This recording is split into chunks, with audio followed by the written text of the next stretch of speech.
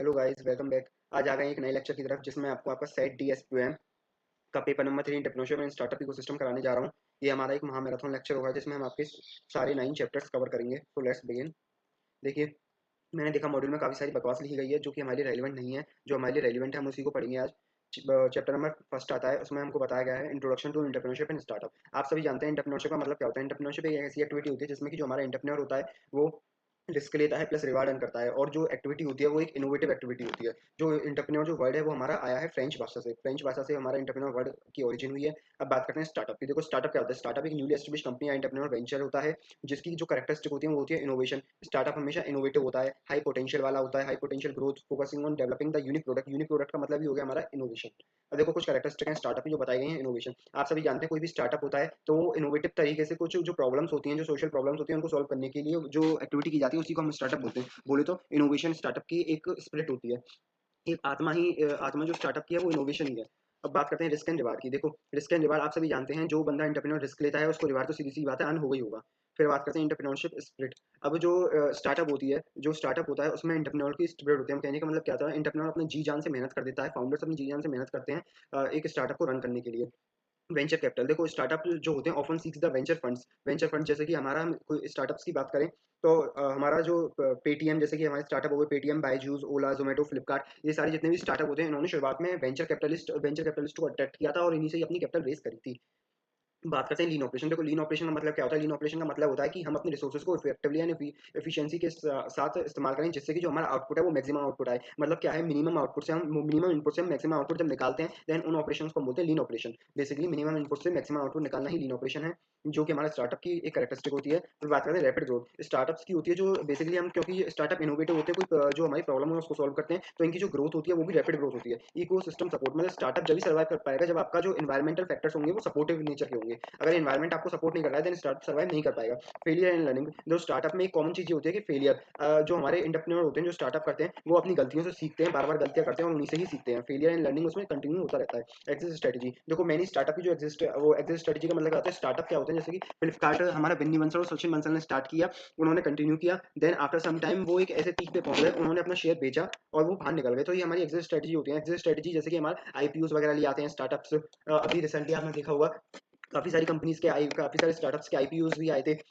तो इस हिसाब से आईपीओज आते हैं, सेकेंडरी मार्केट में अपने शेयर को सेल कर देते हैं, या फिर स्टार्टअप कोई भी एक्वायर कर लेते हैं, बड़ी बड़ी कंपनीज होती हैं वो एक्वायर कर लेती हैं, या मर्जर एमलमिनेशन वगैरह हो जाते हैं। ये हमारी एग्जिट स्ट्रेटजी होती है। टेक्नोलॉजी फोकस, जो हमारे स्टार्टअप्स होते हैं क्योंकि ये इनोवेटिव तरीके से हमारी प्रॉब्लम्स को सॉल्व करते हैं, तो इनमें जो टेक्नोलॉजी का मेन रोल होता है एआई वगैरह का, इसमें काफ़ी ज़्यादा इंपॉर्टेंस होती है स्टार्टअप्स में। कल्चर, वैल्यूज एंड लीडरशिप, जो स्टार्टअप होते हैं स्टार्टअप में जो मेन आइडिया होता है वो होता है हमारा वैल्यूज़ का। जो हमारा फाउंडर्स की जो वैल्यूज़ होती हैं उन्हीं पे जो हमारा पूरा स्टार्टअप है वो बेस्ड होता है। अब हम बात करते हैं, देखो सम फेमस स्टार्टअप जैसे कि हमारा स्पेस एक्स था। स्पेस एक्स आप सभी आते हैं, एलोन मस्क का जो स्टार्टअप है, स्ट्राइप है, या बाकी सब जूम वगैरह है, ये हमारा चाइना का स्टार्टअप है। ब्राज़ील के भी स्टार्टअप्स हैं। हमारे इंडियन स्टार्टअप्स हैं पेटीएम, बायजूस, ओला, ज़ोमैटो, फ्लिपकार्ट, ऐसे हमारे ये सारे स्टार्टअप्स हैं, इंडियन स्टार्टअप्स। अब बात करते हैं इवोल्यूशन ऑफ एंटरप्रेन्योरशिप। देखो, इवोल्यूशन ऑफ एंटरप्रेन्योरशिप में हम बात करें अर्ली स्टेज में जो हमारा एंटरप्रेन्योरशिप था वो रिवॉल्व हुआ था अराउंड द एंशिएंट टाइम। मतलब क्या है, जो एंटरप्रेन्योरशिप था, जो एंटरप्रेन्योरशिप की जो एक तरीके से हम कह सकते हैं एबिलिटी थी वो हमारे एंशिएंट लोगों में भी थी। मतलब पुराने टाइम से एंशिएंट ट्राइबल सोसाइटीज में भी हमारे एंटरप्रेन्योरशिप की जो वो थी, एंटरप्रेन्योरशिप की जो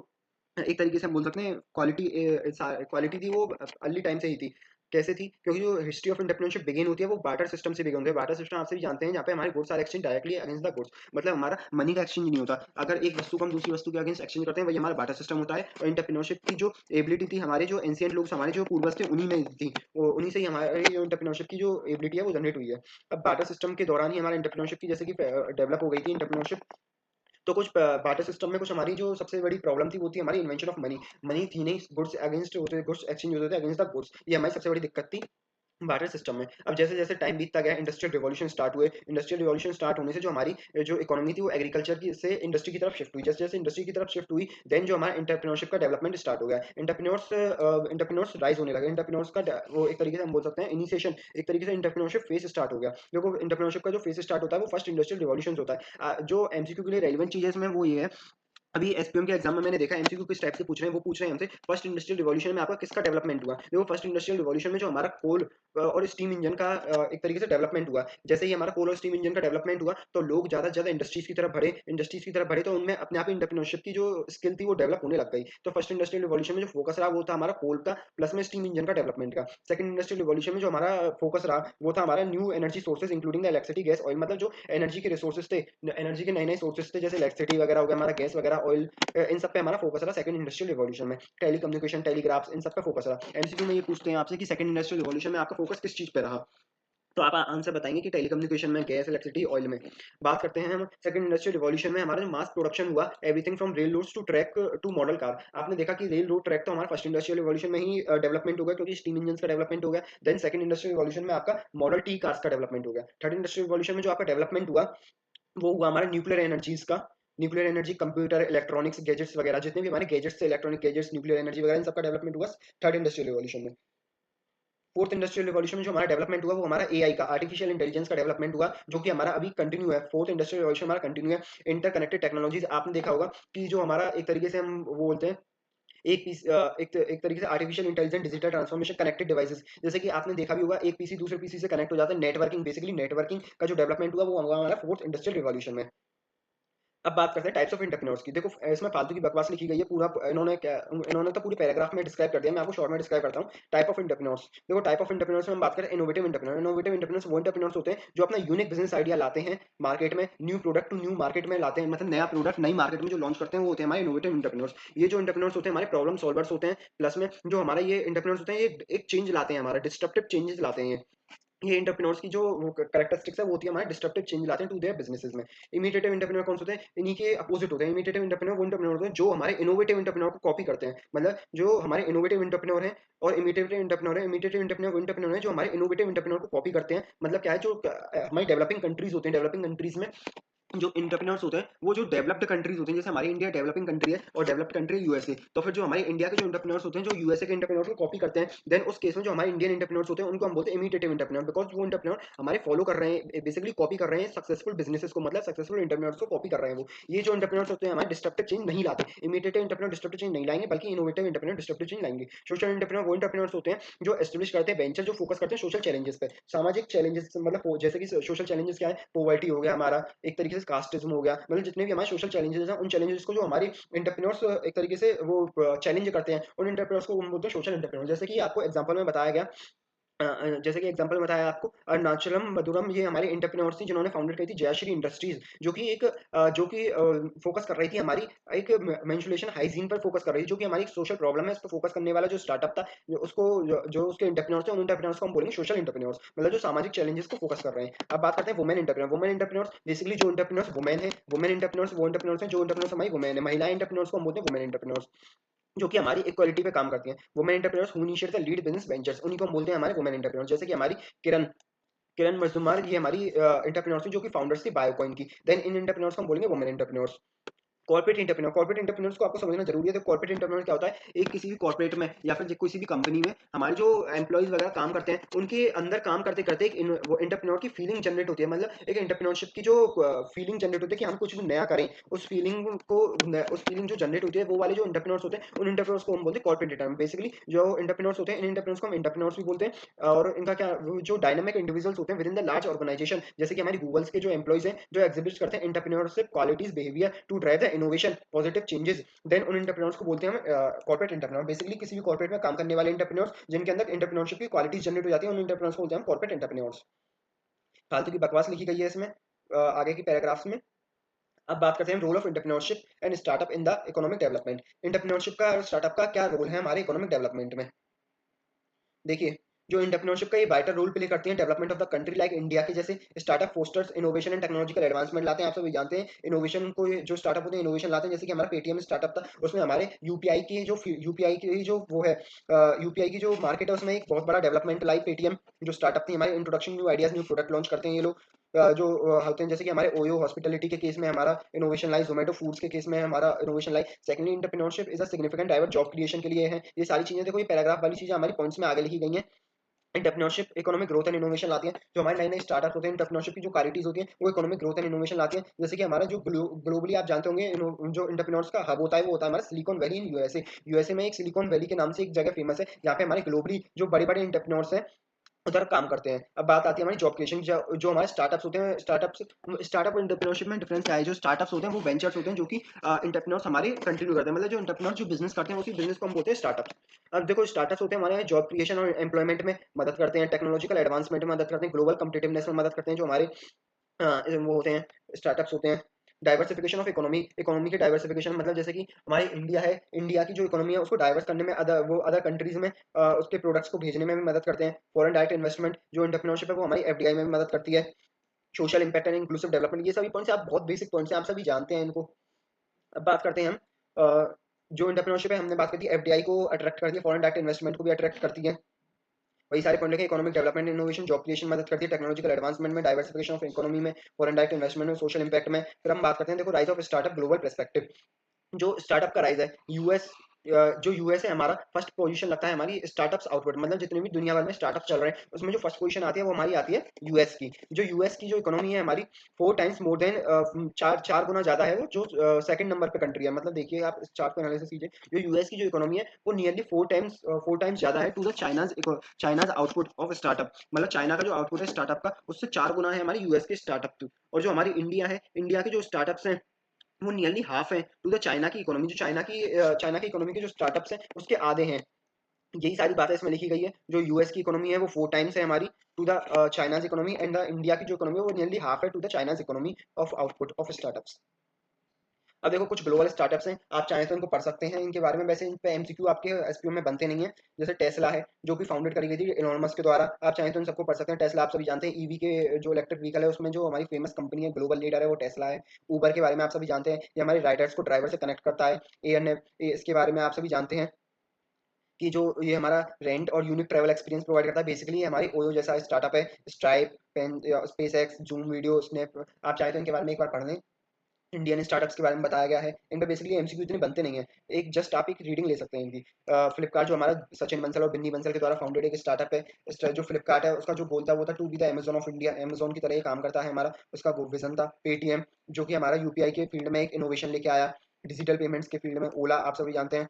ओला एक ओला इलेक्ट्रिक व्हीकल्स के फील्ड में, जो इलेक्ट्रिक व्हीकल होते हैं टू व्हीलर, उसके फील्ड में ओला इनोवेशन लेके आया है। जोमेटो फूड डिलीवरी ऐप है। जीरोदा आपका जैसे हमारा stock bro largest stock broker है हमारा, ग्रो की तरह जीरोदा होता है हमारा। ओयो रूम, स्विगी, उड़ान, रज़ारो पे। अब बात करते हैं बिगिन एंड एंटरप्रेन्योर। एंटरप्रेन्योर की हम बात करते हैं, देखो फालतू की बकवास इसमें लिखी गई है कि आप एंटरप्रेन्योर कैसे बन सकते हैं, एलोन मस्क कैसे बना एंटरप्रेन्योर, क्या क्या है एलोन मस्क की बेसिकली हिस्ट्री दे रखी है इसमें, जिससे हमें कोई मतलब नहीं है। स्किल्स ऑफ एंटरप्रेन्योर की बात करते हैं। देखो स्किल्स ऑफ एंटरप्रेन्योर क्या है? एडेप्टेबिलिटी। एडेप्टेबिलिटी का मतलब क्या है? एंटरप्रेन्योर को चेंज होना पड़ेगा as per the changing environment, changes को उसको अडेप्ट करना पड़ेगा, कॉन्स्टेंटली चेंज बिजनेस एनवायरमेंट के हिसाब से उसको अपना जो बिजनेस है वो चेंज करना पड़ेगा, उसको इनोवेशन लाते रहना पड़ेगा अपने स्टार्टअप में। लीडरशिप, जो हमारा एंटरप्रेन्योर होता है उसमें हमारी जो नेतृत्व की क्वालिटी है, लीडरशिप की क्वालिटी है वो मस्ट होनी चाहिए। रिसाइलेंस, रिसाइलेंस का मतलब क्या है हमारा कि जो एंटरप्रेन्योर है उसको लर्न करना चाहिए सेटबैक्स से, सेटबैक से उसको मतलब फेलियर वगैरह से उसको सीखते रहना चाहिए। ऐसा नहीं है कि आज अगर उसको फेलियर का सामना करना पड़ रहा है तो वो विड्रॉ कर ले, मार्केट से विड्रॉ हो जाए, बल्कि उसको कंटिन्यूअसली फाइट करना चाहिए फेलियर से। डिसीजन मेकिंग, जो डिसीजन मेकिंग है, डिसीजन मेकिंग का मतलब क्या है? एंटरप्रेन्योर की जो डिसीजन मेकिंग है वो बहुत इफेक्टिव डिसीजन मेकिंग होनी चाहिए, जिससे कि वो कॉन्स्टेंटली मार्केट में सर्वाइव कर सके। फाइनेंशियल लिटरेसी, एंटरप्रेन्योर की फाइनेंशियल लिटरेसी इतनी अच्छी होनी चाहिए जिससे कि वो अपने प्रॉपर बजट वगैरह डिजाइन कर सके, अपने बिजनेस को मेंटेन कर सके। नेटवर्किंग, एंटरप्रेन्योरशिप में और स्टार्टअप में जो सबसे मस्ट रिक्वायरमेंट होती है, जो आपका की एलिमेंट होता है वो होता है नेटवर्किंग। नेटवर्किंग का मतलब क्या है कि एंटरप्रेन्योर की जो नेटवर्किंग है वो बहुत अच्छी होनी चाहिए, उसको बड़े बड़े कॉर्पोरेट से अपनी नेटवर्किंग बढ़ानी चाहिए, जिससे कि उसका जो स्टार्टअप है वो अच्छी तरीके से चल सके, अच्छी तरीके से ग्रोथ, पोटेंशियल ग्रोथ अचीव कर सके। इनोवेटिवनेस, इनोवेटिवनेस आप सभी जानते हैं, अगर एंटरप्रेन्योर है वो स्टार्टअप कर रहा है तो स्टार्टअप की जो स्पिरिट होती है वही इनोवेशन होती है। तो हमारा जो एंटरप्रेन्योर है उसमें जो इनोवेटिवनेस की जो क्वालिटी है वो मस्ट होनी चाहिए। क्रिएटिव एंड डिजाइन थिंकिंग, देखो क्रिएटिव एंड डिजाइन थिंकिंग आप सभी जानते हैं, क्रिएटिव एंड डिजाइन थिंकिंग का मतलब है एंटरप्रेन्योर की जो थिंकिंग है वो मस्ट बी क्रिएटिव होनी चाहिए, उसको कुछ तो नया करने की जो उसमें जुनून होना चाहिए। इंपोर्टेंस की बात करते हैं, क्रिएटिव एंड डिजाइन थिंकिंग की जो इंपोर्टेंस है, देखो जो क्रिएटिव जो एंटरप्रेन्योर होगा उसका जो यूजर सेंट्रिक अप्रोच होगा, जो हमारा क्रिएटिव एंटरप्रेन्योर होगा उसका हमेशा यूजर सेंट्रिक, मतलब जो प्रोडक्ट वगैरह वो डिजाइन करेगा वो हमेशा एंड यूजर को जो ध्यान में रखते हुए डिजाइन करेगा। प्रॉब्लम सॉल्विंग उसका नेचर होगा। जो इनोवेटिव और क्रिएटिव एंटरप्रेन्योर होगा वो हमेशा प्रॉब्लम सॉल्विंग पे फोकस करेगा।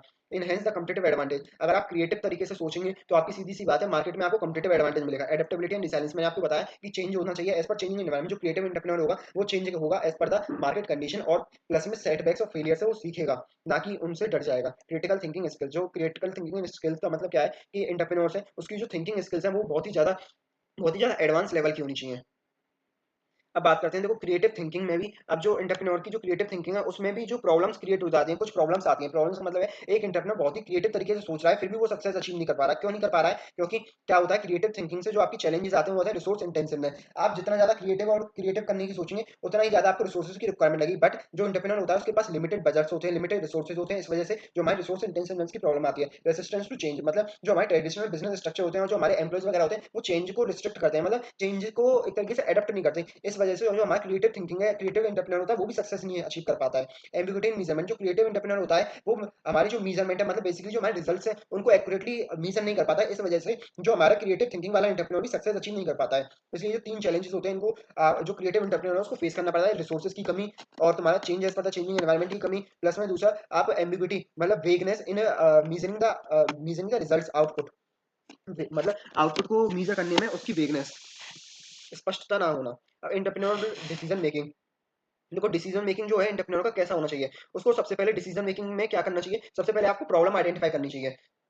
एंटरप्रेन्योर को सबसे पहले अपनी प्रॉब्लम, जैसे कि हम एक एग्जांपल लेते हैं ओयो का। ओयो ने फेस किया, ओयो के जो फाउंडर थे उन्होंने फेस किया कि देखो मार्केट में सबसे ज्यादा कमी है, कोई भी टूरिस्ट जाता है तो उसको अफोर्डेबल जो लॉज है वो नहीं मिल पाता है। तो ओयो के जो फाउंडर्स हैं उन्होंने फोकस किया, प्रॉब्लम क्या थी उनके सामने कि जो हमारे टूरिस्ट होते हैं उनको अफोर्डेबल लॉज नहीं मिल पाता है। तो सबसे पहले आपको प्रॉब्लम आइडेंटिफाई करनी है, मार्केट में प्रॉब्लम क्या है। गैदरिंग इन्फॉर्मेशन एनालिसिस, जो हमारे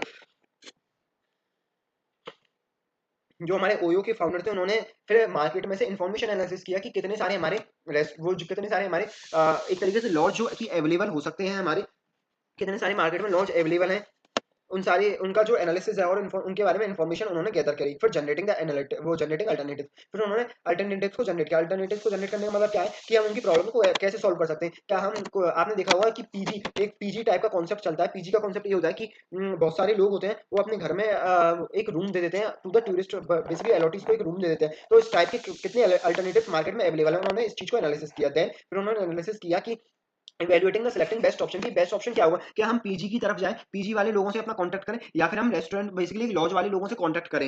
ये होता है हमारा selecting and evaluating the best option. फिर ओयो के जो फाउंडर उन्होंने इवैल्यूएट किया कि हम लॉज की तरफ जाएंगे, जो लॉज देते हैं, जो लॉज प्रोवाइड करते हैं बेसिकली अफोर्डेबल प्राइस पे, देन उनकी तरफ हम जाएंगे। फिर implementing and monitoring, implementing and monitoring का मतलब क्या है कि उन्होंने उनसे कांटेक्ट किया, एक हमारा एक ऐप डिजाइन किया, ओयो का ऐप डिजाइन किया, एक वेबसाइट डिजाइन करी, देन अपना जो फाइनल प्लान था उसको इंप्लीमेंट कर दिया। इस हिसाब से जो हमारी उनकी डिसीजन मेकिंग थी वो उन्होंने एक अपनी डिसीजन मेकिंग से एक स्टार्टअप क्रिएट किया। Basically identifying and problem, problem का मतलब क्या है, हमको एक प्रॉब्लम एनालिसिस करनी है, देन इन्फॉर्मेशन उसके बारे में गैदर करनी है। जैसे कि हम एक और एग्जांपल लेते हैं नेटफ्लिक्स का। नेटफ्लिक्स ने पहले नेटफ्लिक्स अपनी डीवीडीज को रेंट पे देता था, लेकिन जैसे जैसे उसने देखा कि मार्केट हमारा ऑनलाइन मोड पे शिफ्ट होता जा रहा है तो उसने अपनी ऑनलाइन स्ट्रीमिंग भी चालू कर दी। तो उन्होंने अपनी इन्फॉर्मेशन एनालिसिस गैदर किया ऑनलाइन स्ट्रीमिंग के उसमें मार्केट में। फिर जनरेटिंग अल्टरनेटिव्स, अल्टरनेटिव्स को जनरेट करना, जैसे एलोन मस्क का जो डिसीजन मेकिंग प्रोसेस है वो हमेशा अपने अल्टरनेटिव्स को कंसीडर करते हैं। इवैल्यूएटिंग सेलेक्टिंग बेस्ट ऑप्शन, फिर उसमें से आपको बेस्ट ऑप्शन सेलेक्ट करना है, देन इंप्लीमेंट कर देना है अपना जो बेस्ट ऑप्शन है। फिर बात करते हैं succession planning and managing a family business. Succession planning and managing a family, आप जानते हैं देखो काफ़ी सारे जो हमारे वो होते हैं बड़े-बड़े जो बिजनेसमैन होते हैं, जैसे कि हमारे टाटा ग्रुप था, टाटा सन्स का जो ग्रुप था और अंबानी का ग्रुप है। इनमें जो सबसे इंपॉर्टेंट जो चीज़ होती है वो होती है हमारी succession planning and managing family business, मतलब जो आपका जो बिजनेस है जो आपके सक्सेसर के हाथ में, सही सक्सेसर के हाथ में जाना चाहिए।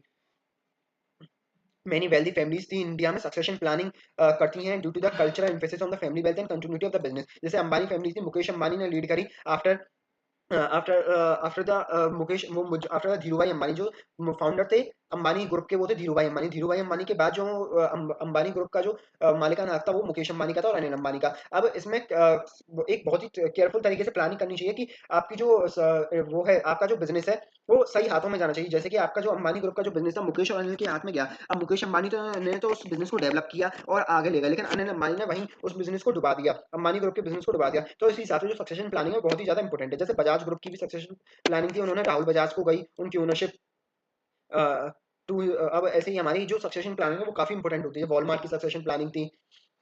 सक्सेशन प्लानिंग के लिए आपको क्या क्या स्ट्रेटेजीज अपनानी चाहिए, transparent communication and family grievances. एक फैमिली होती है तो आपने देखा होगा कि एक फादर के अगर दो बच्चे होते हैं तो उनमें डिस्प्यूट रेज होना कॉमन सी बात है किसी भी अपने जो फैमिली बिजनेस को लेके। तो फादर को क्लियर कम्युनिकेशन रखनी चाहिए बिटवीन द सन्स की जो आपका जो बिजनेस है आपके वो सही हाथों में जाना चाहिए और उनके बीच में एक प्रॉपर कम्युनिकेशन, ट्रांसपेरेंट कम्युनिकेशन रखे, जिससे कि उनके बीच में डिस्प्यूट अराइज ना हो। प्रोफेशनलिज्म टू लीडरशिप, और फादर को मतलब जो पिता है उसको एक ये एनालिसिस करना चाहिए कि बिजनेस है वो किसके हाथों में सही रहेगा, जैसे कि मुकेश के हाथों में सही रहेगा या अनिल के हाथों में सही रहेगा। एक प्रोफेशनलिज्म ऑफ लीडरशिप, लीडरशिप के किसके हाथों में जो लीडरशिप है वो सही रहेगी। मेंटरशिप सक्सेशन डेवलपमेंट प्रोग्राम, मतलब उनको अपने जो बच्चे बच्चे होते हैं उनको लीडरशिप प्रोग्राम्स के बारे में जानकारी प्रोवाइड करनी चाहिए, मेंटरशिप प्रोवाइड करनी चाहिए सक्सेशन डेवलपमेंट प्रोग्राम्स के बारे में। जैसे अनिल और मुकेश अंबानी को दोनों को ही ट्रेनिंग प्रोवाइड करानी चाहिए कि सक्सेशन प्रोग्राम्स के बारे में। Examples of the poor succession planning, poor succession planning के एग्जांपल्स हैं, जैसे कि आपने देखा होगा कि जो हमारा अपोलो हॉस्पिटल के केस में क्या हुआ था। अपोलो हॉस्पिटल के केस में जो रेड्डी फैमिली ने थी, फाउंडर थी जो अपोलो ग्रुप की, उन्होंने अच्छी सक्सेशन प्लानिंग करी नहीं, जिससे कि जो फैमिली का जो बिजनेस फैमिली बिजनेस था वो हमारी एक एंड स्टेज पे आ गया। इसलिए हमारी सक्सेसफुल प्लानिंग है, सक्सेसफुल सक्सेशन प्लानिंग बहुत ही इंपॉर्टेंट है। अब बात करते हैं स्टार्टअप रजिस्ट्रेशन की। देखो डीपीआईटी से registration, department of promotion of industry and internal trade, ये हमारी एक वो डिपार्टमेंट है जो कि हमारे स्टार्टअप्स को रजिस्टर करता है। देखो डीपीआईटी जो होती है, डीपीआईटी डीपीआईटी गवर्नमेंट ऑफ इंडिया का डिपार्टमेंट है जिसमें कि हम अपने स्टार्टअप्स को रजिस्टर कराते हैं। देखो डीपीआईटी में स्टार्टअप को रजिस्टर कराने से क्या क्या बेनिफिट मिलते हैं। टैक्स का बेनिफिट मिलता है, 3 सालों तक के लिए आपको टैक्स का बेनिफिट मिलेगा out of the first 10 year of the existence of the startup. फिर हम बात करें सेल्फ सर्टिफिकेशन की।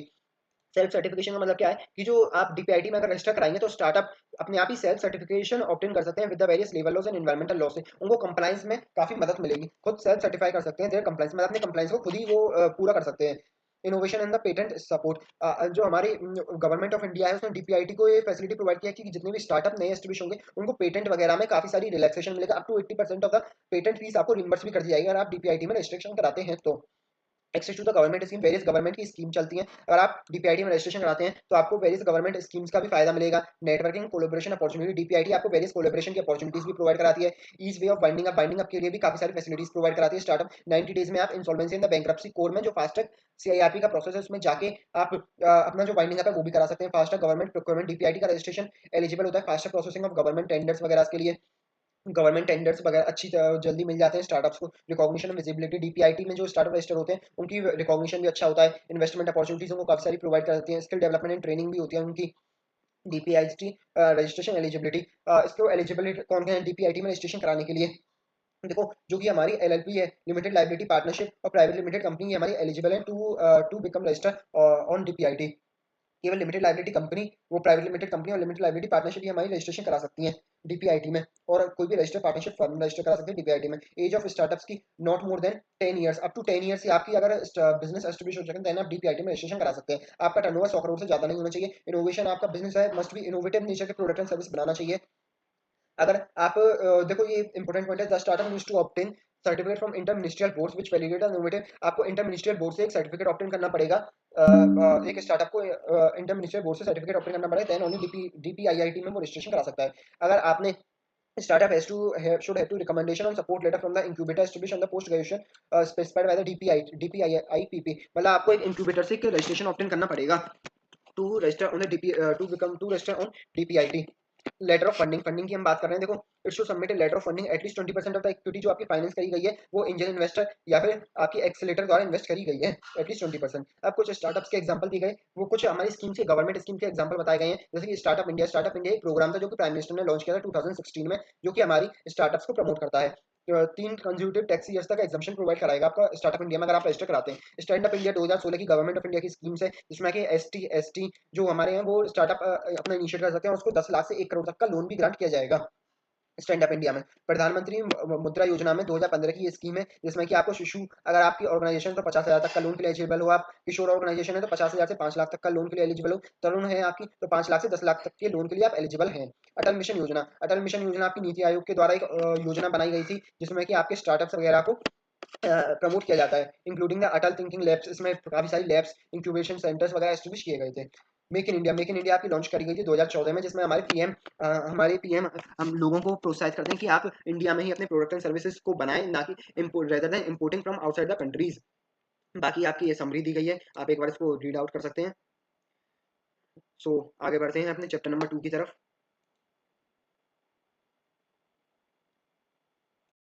Hello guys, welcome back. तो शुरुआत करते हैं चैप्टर नंबर 2 से।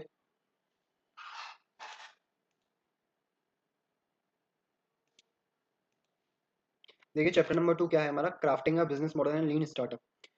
इसके बारे में जल्दी डिस्कस करते हैं। देखो, आप सभी जानते हैं बिजनेस मॉडल का मतलब क्या होता है। बिजनेस मॉडल एक फंडामेंटल फ्रेमवर्क होता है जिससे कि कंपनी अपनी जो वैल्यू क्रिएट करी है कंपनी ने उसको डिलीवर कर दिया टू द फाइनल कस्टमर्स। मतलब जो अपने प्रोडक्ट एंड वैल्यू का मतलब क्या है, जो वैल्यू एक तरीके से यूटिलिटी जो कंपनी ने क्रिएट करी in the form of goods and services जो डिलीवर करेगी टू द कस्टमर्स को। उस जो फंडामेंटल फ्रेमवर्क है उस फ्रेमवर्क को हम बोलते हैं बिजनेस मॉडल। देखो यही लिखा है, business model serves as the fundamental framework that outlines the company create and deliver and captures the value. Value का मतलब है प्रोडक्ट एंड सर्विस जो कंपनी क्रिएट करती है, मैन्युफैक्चर करती है और डिलीवर करती है टू द कस्टमर को। उस फ्रेमवर्क को हम बोलते हैं बिजनेस मॉडल। बिजनेस मॉडल के तीन कंपोनेंट होते हैं, value capture, value delivery and value proportion. Value preposition की बात करते हैं। वैल्यू प्रपोजिशन का मतलब है एक कि कंपनी क्या बनाती है और कस्टमर के लिए कैसे वो बेनिफिशियल है, इस चीज के बारे में कस्टमर्स को बताना ही वैल्यू प्रपोजिशन होता है। मतलब कि what we manufacture and how it is beneficial to the customer is known as value proposition. Value delivery का मतलब क्या है, आप अपनी गुड्स एंड सर्विसेज को टाइमली डिलीवर करें टू द कस्टमर को जिससे कि वो उन गुड्स एंड सर्विसेज में एक वैल्यू, एक यूटिलिटी प्राप्त कर सके उनसे। वैल्यू कैप्चर का मतलब क्या होता है, वैल्यू कैप्चर का मतलब होता है आप ऐसी प्रोडक्ट एंड सर्विसेज बनाएं जो कि आपके कस्टमर सेंट्रिक हो, मतलब कस्टमर को ध्यान रखते हुए आप वैल्यू बनाएं जिससे कि जो कस्टमर है उन गुड्स एंड सर्विसेज से वैल्यू ऑब्टेन करे, उसको बोलते हैं वैल्यू कैप्चर। तो तीन एलिमेंट हो गए, value proportion, value capture and value delivery. Business model मैंने बताया कि एक ऐसा फ्रेमवर्क जिससे कि जो अपना जो जिससे जो कंपनी या बिजनेस है वो अपनी गुड्स एंड सर्विसेज जो डिलीवर करती है to the customer is known as the business model. अब देखो, अब इसमें बिजनेस मॉडल में बताया कि choosing a right business model को सिलेक्ट करते समय एक एंटरप्रेन्योर को क्या-क्या क्वेश्चन पूछने चाहिए, एक फाउंडर को क्या-क्या क्वेश्चन ध्यान में रखने चाहिए, व्हाट वाज़ द प्रॉब्लम क्या थी, जिसके लिए हमने एक इनोवेटिव प्रोडक्ट बनाया, what was the technical innovation, हम क्या कर सकते हैं, टेक्निकल इनोवेशन क्या कर सकते हैं, फाइनेंशियल फीजिबिलिटी क्या है प्रोजेक्ट की, कॉस्ट क्या है प्रोजेक्ट की, बेसिक बेसिक से सवाल है जो एंटरप्रेन्योर अपने दिमाग में सोचता है, पोटेंशियल मार्केट क्या रहेगी, कस्टमर क्या रहेंगे, रेवेन्यू क्या जनरेट होगा, एसेट्रा एसेट्रा। इन सब के जवाब अगर उसको फेवरेबल मिलते हैं देन वो एक नया स्टार्टअप चालू करता है। फिर आगे बढ़ते हैं हम जनरल बिजनेस मॉडल। देखो, बिजनेस मॉडल दो तरीके से क्लासिफाई किए गए हैं, तो जनरल बिजनेस मॉडल या हम बोल सकते हैं ट्रेडिशनल बिजनेस मॉडल, एक होते हैं model business model. General business model की जब हम बात करते हैं तो जनरल बिजनेस मॉडल में चार बिजनेस मॉडल आएंगे, B to B, B to C, D to C and C to C. आप सभी जानते हैं बी टू बी मॉडल वो मॉडल होता है जिसमें एक बिजनेस दूसरे बिजनेस को अपनी गुड्स एंड सर्विस ट्रांसफर करता है, मतलब selling between the businesses is known as B to B model. Transaction involve the business selling the product and service to other business. जैसे कि हमने बात करते हैं, एक ग्रोसरी स्टोर दूसरे ग्रोसरी स्टोर का अगर सामान सप्लाई कर रहा है, एक होलसेलर अगर रिटेलर को सामान सप्लाई कर रहा है, देन वो बी टू बी का एग्जांपल है। आगे बात करते हैं बी2सी का। बी2सी एक ऐसा फ्रेमवर्क होता है जिसमें बिजनेस कस्टमर्स को अपने प्रोडक्ट एंड सर्विस प्रोवाइड करता है। जैसे कि एक ग्रोसरी स्टोर है, अपने जो कस्टमर्स है उनको डायरेक्टली डील कर रहा है, देन उस केस में जो वो उन्होंने जो फंडामेंटल फ्रेमवर्क अपना रखा है वो है बी2सी, बिजनेस टू कस्टमर, मतलब selling the goods and services directly to the customer is known as B to C model. अब बात करते हैं हम डी2सी की। देखो, डी2सी एक नया इमर्जिंग मॉडल है, मॉडर्न कॉन्सेप्ट है डी2सी का। डी2सी बोले तो डायरेक्ट टू कस्टमर। इसमें जो बिजनेस होता है सेल करता है अपना product directly to the consumers, end consumers को सप्लाई करता है। अब बात आती है कि फर्क क्या है डी2सी में और बी2सी में। देखो, जो डी2सी है वो मोर कंप्रहेंसिव वे है बी2सी का। बी2सी में जो बिजनेस होते हैं उनके पास इतना ज्यादा कंट्रोल नहीं होता टू द कंज्यूमर, कंज्यूमर के ऊपर इतना ज्यादा कंट्रोल नहीं होता, बल्कि जो डी2सी होता है उसमें कंज्यूमर के ऊपर बिजनेस का पूरा पूरा कंट्रोल होता है, वो पूरी तरीके से उनको इन्फ्लुएंस कर सकते हैं। देन उस मॉडल को हम बोल देते हैं डी2सी model, selling directly to the customers. अब this model allows the company to have more control over the customers experience, brand representation and data। जो मैंने आपको बात बताई कि ज्यादा कंट्रोल होगा तो वो मॉडल बन जाएगा हमारा डी2सी मॉडल।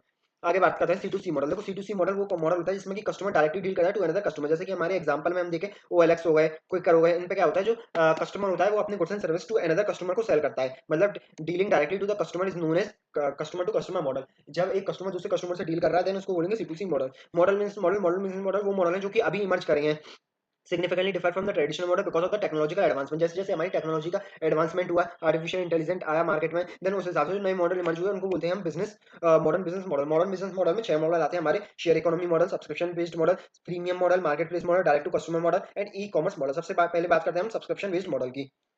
देखो, जो हमारा सब्सक्रिप्शन बेस्ड मॉडल होता है वो मॉडल हमसे क्या कहता है कि पहले जो भी कंपनी होती है अपने गुड्स एंड सर्विसेज जो प्रोवाइड कराएगी, बेसिकली सर्विसेज का होता है, जो सर्विस प्रोवाइड कराएगी ऑन सब्सक्रिप्शन बेसिस पर प्रोवाइड कराएगी। तो जैसे कि आपने देखा होगा नेटफ्लिक्स, नेटफ्लिक्स अपने जितने भी ओटीटी वगैरह की सब्सक्रिप्शन प्रोवाइड कराता है। नेटफ्लिक्स की आपने देखा होगा कि 500 रुपये महीने का, या अमेजोन प्राइम का देखा होगा 600 रुपये महीने का, जो भी सब्सक्रिप्शन प्लान होता है उस प्लान के बेसिस पर वो अपनी सर्विसेज प्रोवाइड कराते हैं। सर्विसेज उनकी क्या होती है, जैसे मूवी प्रोवाइड कराते हैं, वो आपको कोई भी वेब सीरीज वगैरह का एक्सेस प्रोवाइड कराते हैं, देन वो हमारा सब्सक्रिप्शन बेस्ड मॉडल होगा। बेसिकली सर्विसेज प्रोवाइड करना ना, after charging a fixed amount of money that is known as subscription. Subscription based model में हम एक सब्सक्रिप्शन चार्ज करेंगे टू द कस्टमर से और उनको अपनी सर्विसेज प्रोवाइड कराएंगे। जैसे कि एग्जांपल हो गया नेटफ्लिक्स, अमेजोन प्राइम। अभी रिसेंटली मैं आपको एक एग्जांपल बताऊं सब्सक्रिप्शन बेस्ड मॉडल का, जो कि एक गुड्स मैन्युफैक्चरिंग कंपनी ने अप्लाई किया है। आपने नाम सुना होगा, एक आरओ कंपनी है, नाम मेरे दिमाग से स्लिप हो गया, एक आरओ कंपनी है, वाटर प्यूरीफायर कंपनी है। उसने क्या किया है, अभी रिसेंटली अपने आरओस को सब्सक्रिप्शन बेस पे इंस्टॉलेशन कराना शुरुआत किया। जैसे आप 150 लीटर जो पानी है वो प्यूरीफाई करके देंगे, वो 600 रुपए महीने के सब्सक्रिप्शन में। तो इस हिसाब से जो हमारा मॉडल होता है उसको हम बोलते हैं subscription based model. Premium model आप सभी जानते हैं। देखो प्रीमियम मॉडल का मतलब क्या है, देखो ये हमारा नाम ही इससे बना है, फ्री प्लस प्रीमियम। फ्री और प्रीमियम का मतलब क्या है, जो बेसिक वर्जन है हमारा वो प्रोवाइड कराएंगे हम फ्री में, और जो एडवांस वर्जन है वो प्रोवाइड कराएंगे हम प्रीमियम में। जैसे कि आपने प्रीमियम मॉडल का मैं आपको एग्जांपल बताऊं, चैट जीपीटी। देखो प्रीमियम मॉडल का एग्जांपल बेस्ट है चैट जीपीटी के केस में। चैट जीपीटी का जो आपका बेसिक वर्जन है, जो कि हम सभी जानते हैं एआई का जो बेसिक वर्जन है चैट जीपीटी का, वो हमारे लिए फ्रीली अवेलेबल है, हम उसको फ्री इस्तेमाल कर सकते हैं। बट अगर आप चैट जीपीटी का एडवांस वर्जन जाएंगे, एडवांस वर्जन में जो कि हमको ज्यादा सर्विसेज, ज्यादा हमको बेनिफिट्स या हम ज्यादा सर्विसेज प्रोवाइड कराई जाती हैं, वो हमारा प्रीमियम बेस होता है। मतलब उसके लिए हमसे वो कंपनी होती है वो प्रीमियम चार्ज करती है। प्रीमियम मॉडल का मतलब है कि जो बेसिक मॉडल है उसको तो हम प्रोवाइड कराएंगे आपको फ्री में, फ्री में प्रोवाइड कराएंगे, और जो हमारा एडवांस वर्जन है उस प्रोडक्ट का उसको हम प्रोवाइड कराएंगे आपको प्रीमियम के बेसिस पे। देन उस मॉडल को हम बोलेंगे प्रीमियम मॉडल। अब बात करते हैं हमारा मार्केट प्लेस मॉडल, बोले तो aggregator model. Market place model और एग्रीगेटर मॉडल का मतलब क्या है कि आपका जो ये एक तरीके से ऐसा मॉडल है जिसमें कि एक बिजनेस अपनी गुड्स एंड सर्विसेज को एक ऑनलाइन प्लेटफॉर्म के थ्रू अपने कस्टमर को प्रोवाइड कराता है। जैसे कि हमारे एग्जांपल हम लेंगे अमेजोन का। देखो क्या होता है कि कोई भी बिजनेस है, जैसे मेरा एक ग्रोसरी स्टोर है, मैं अपने ग्रोसरी स्टोर को अमेजोन पे रजिस्टर करूंगा, अमेजोन मेरे गुड्स एंड सर्विसेज के लिए ऑर्डर इकट्ठा करेगा कस्टमर से, और मैं उन ऑर्डर्स को सप्लाई करूंगा। देन वो वाला जो मॉडल होगा हमारा, वो मॉडल होगा हमारा मार्केट प्लेस मॉडल। और बोले तो एग्रीगेटर मॉडल। एग्रीगेटर मॉडल और मार्केट प्लेस मॉडल में क्या एक खासियत होती है, इसमें क्या होता है, हम एक इंटरमीडिएट को हायर करते हैं। जैसे मेरे केस में अमेजोन था, उसको हमने हायर किया, जो कि हमको ऑनलाइन सर्विसेज प्रोवाइड करा रहा है, एक प्लेटफॉर्म की सर्विस प्रोवाइड करा रहा है। तो इस मॉडल को हम बोलेंगे मार्केट प्लेस मॉडल। बोले तो aggregator model like companies like Amazon है, जो कि प्रोवाइड कराती है प्लेटफॉर्म को, ऑनलाइन शॉपिंग सेंटर होता है, उस मॉडल को हमने बोला एग्रीगेटर या फिर हमारा मार्केट प्लेस मॉडल। एग्जाम्पल हमारे वो है ओला, स्विगी, उबर। अब फिर बात करते हैं मैन्युफैक्चर मॉडल। देखो मैन्युफैक्चर मॉडल कुछ नहीं है, ये मैन्युफैक्चर जो अपनी गुड्स एंड सर्विसेज प्रोवाइड कराता है टू द रिटेलर और होलसेलर्स और कस्टमर डायरेक्टली, उसको बोलते हैं मैन्युफैक्चर मॉडल।